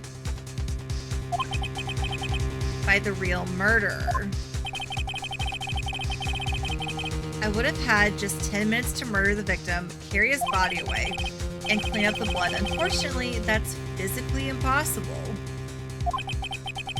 That would mean the crime must have taken place before Mr. Edgeworth entered the evidence room. Let's look at the chart again. Yeah, we got this mystery 7. Yeah. Talk about a lucky number. But wait, that doesn't make sense. How could Detective Goodman have entered the evidence room? Since there's no record of his card being used beforehand, he must have entered along with the real murderer. That's the only plausible explanation. He went in with 777777. Mr. Edgeworth, please look into this ASAP. Find out whose ID number is 7777777777. That's 1 7 too many, Your Honor. Unfortunately, I'm unable to look up the owner of that ID card. At least at present. What? Explain yourself, son. The ID number 7 belongs to someone with a rank of captain or higher. Someone who is a so-called executive officer.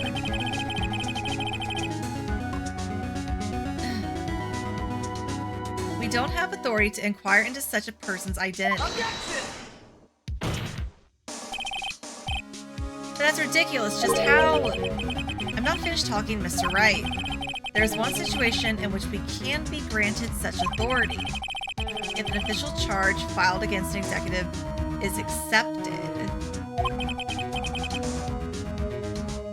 An official charge. You're all alike, aren't you? Why is that ad break shorter? Never mind. I'm not going to argue with it at the moment. I am confused, though. With your cover-ups and your forgeries.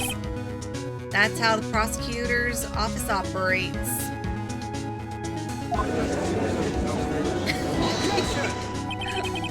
Nellie. Nellie, why? I take pride in my work, Officer Marshall. I'd appreciate it if you would keep your slander to yourself. Slander, is it? Okay, let me ask a question. Yes. No, not you. To her, the defendant standing over there. Your own little executive. Lana. Don't be stupid. She's been charged with murder. Of course, we've looked up her ID number. And it's not the multiple 7s. Don't play me for a fool, partner. That's not what I want to ask. All I want to know is one thing about that incident. The SL9 incident. Answer me this, Chief Prosecutor. In that trial 2 years ago, did you really only use legitimate evidence?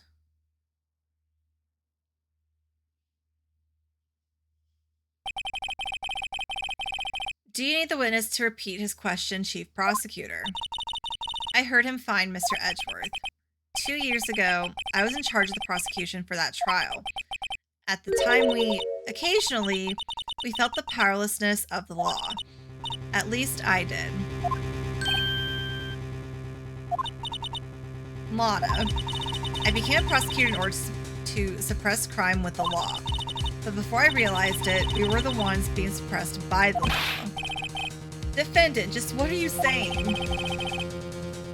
I'll ask you again, Chief Prosecutor. During that trial 2 years ago, did you really present all the evidence in court? Can you look me, an investigator in that crime, in the eye and say that you did? Chief Prosecutor, you didn't. I don't have to, Officer Marshall. Well, why won't you answer him? Drastic crimes require drastic measures. That's just the way it is. We did what we had to in order for him to get the verdict he deserved. But Lana, even if it involved forging evidence,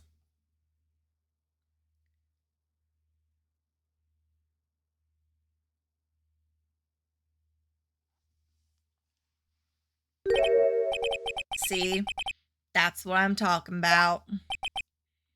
No. No! Order, order, order! Order! Lana's remarks caused such a stir. The chaos in the courtroom could not be quelled. The conclusion of the trial would have to wait until the following day. Dun dun dun! To be continued. Yeah, I think her and Emma are supposed to be reminiscent of Mia and Maya. All right, fellas. I think that's gonna be it. Yeah, they were classmates. Lana is older than Mia by a little bit.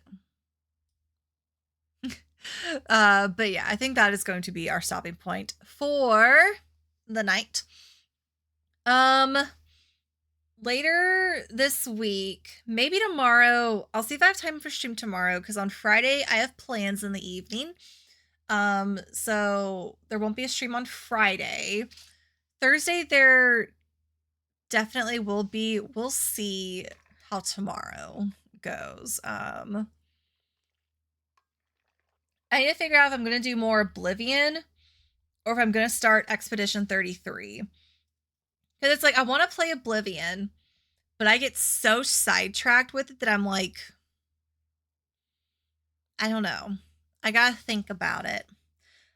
Oblivion. Or do I want Oblivion to just be like my chill game?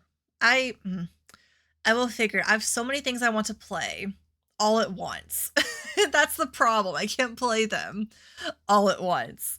Let me see if there is anybody that we can go say hi to.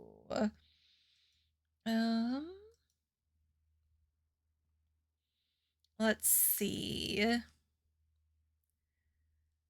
Okay, we can go say hi to Jiggy, who is playing A Legend of Zelda, A Link Between Worlds, the 3DS one that no one ever talks about. It needs to be talked about more, and also needs a port for Switch, you know. But yeah, so let's go say hi there.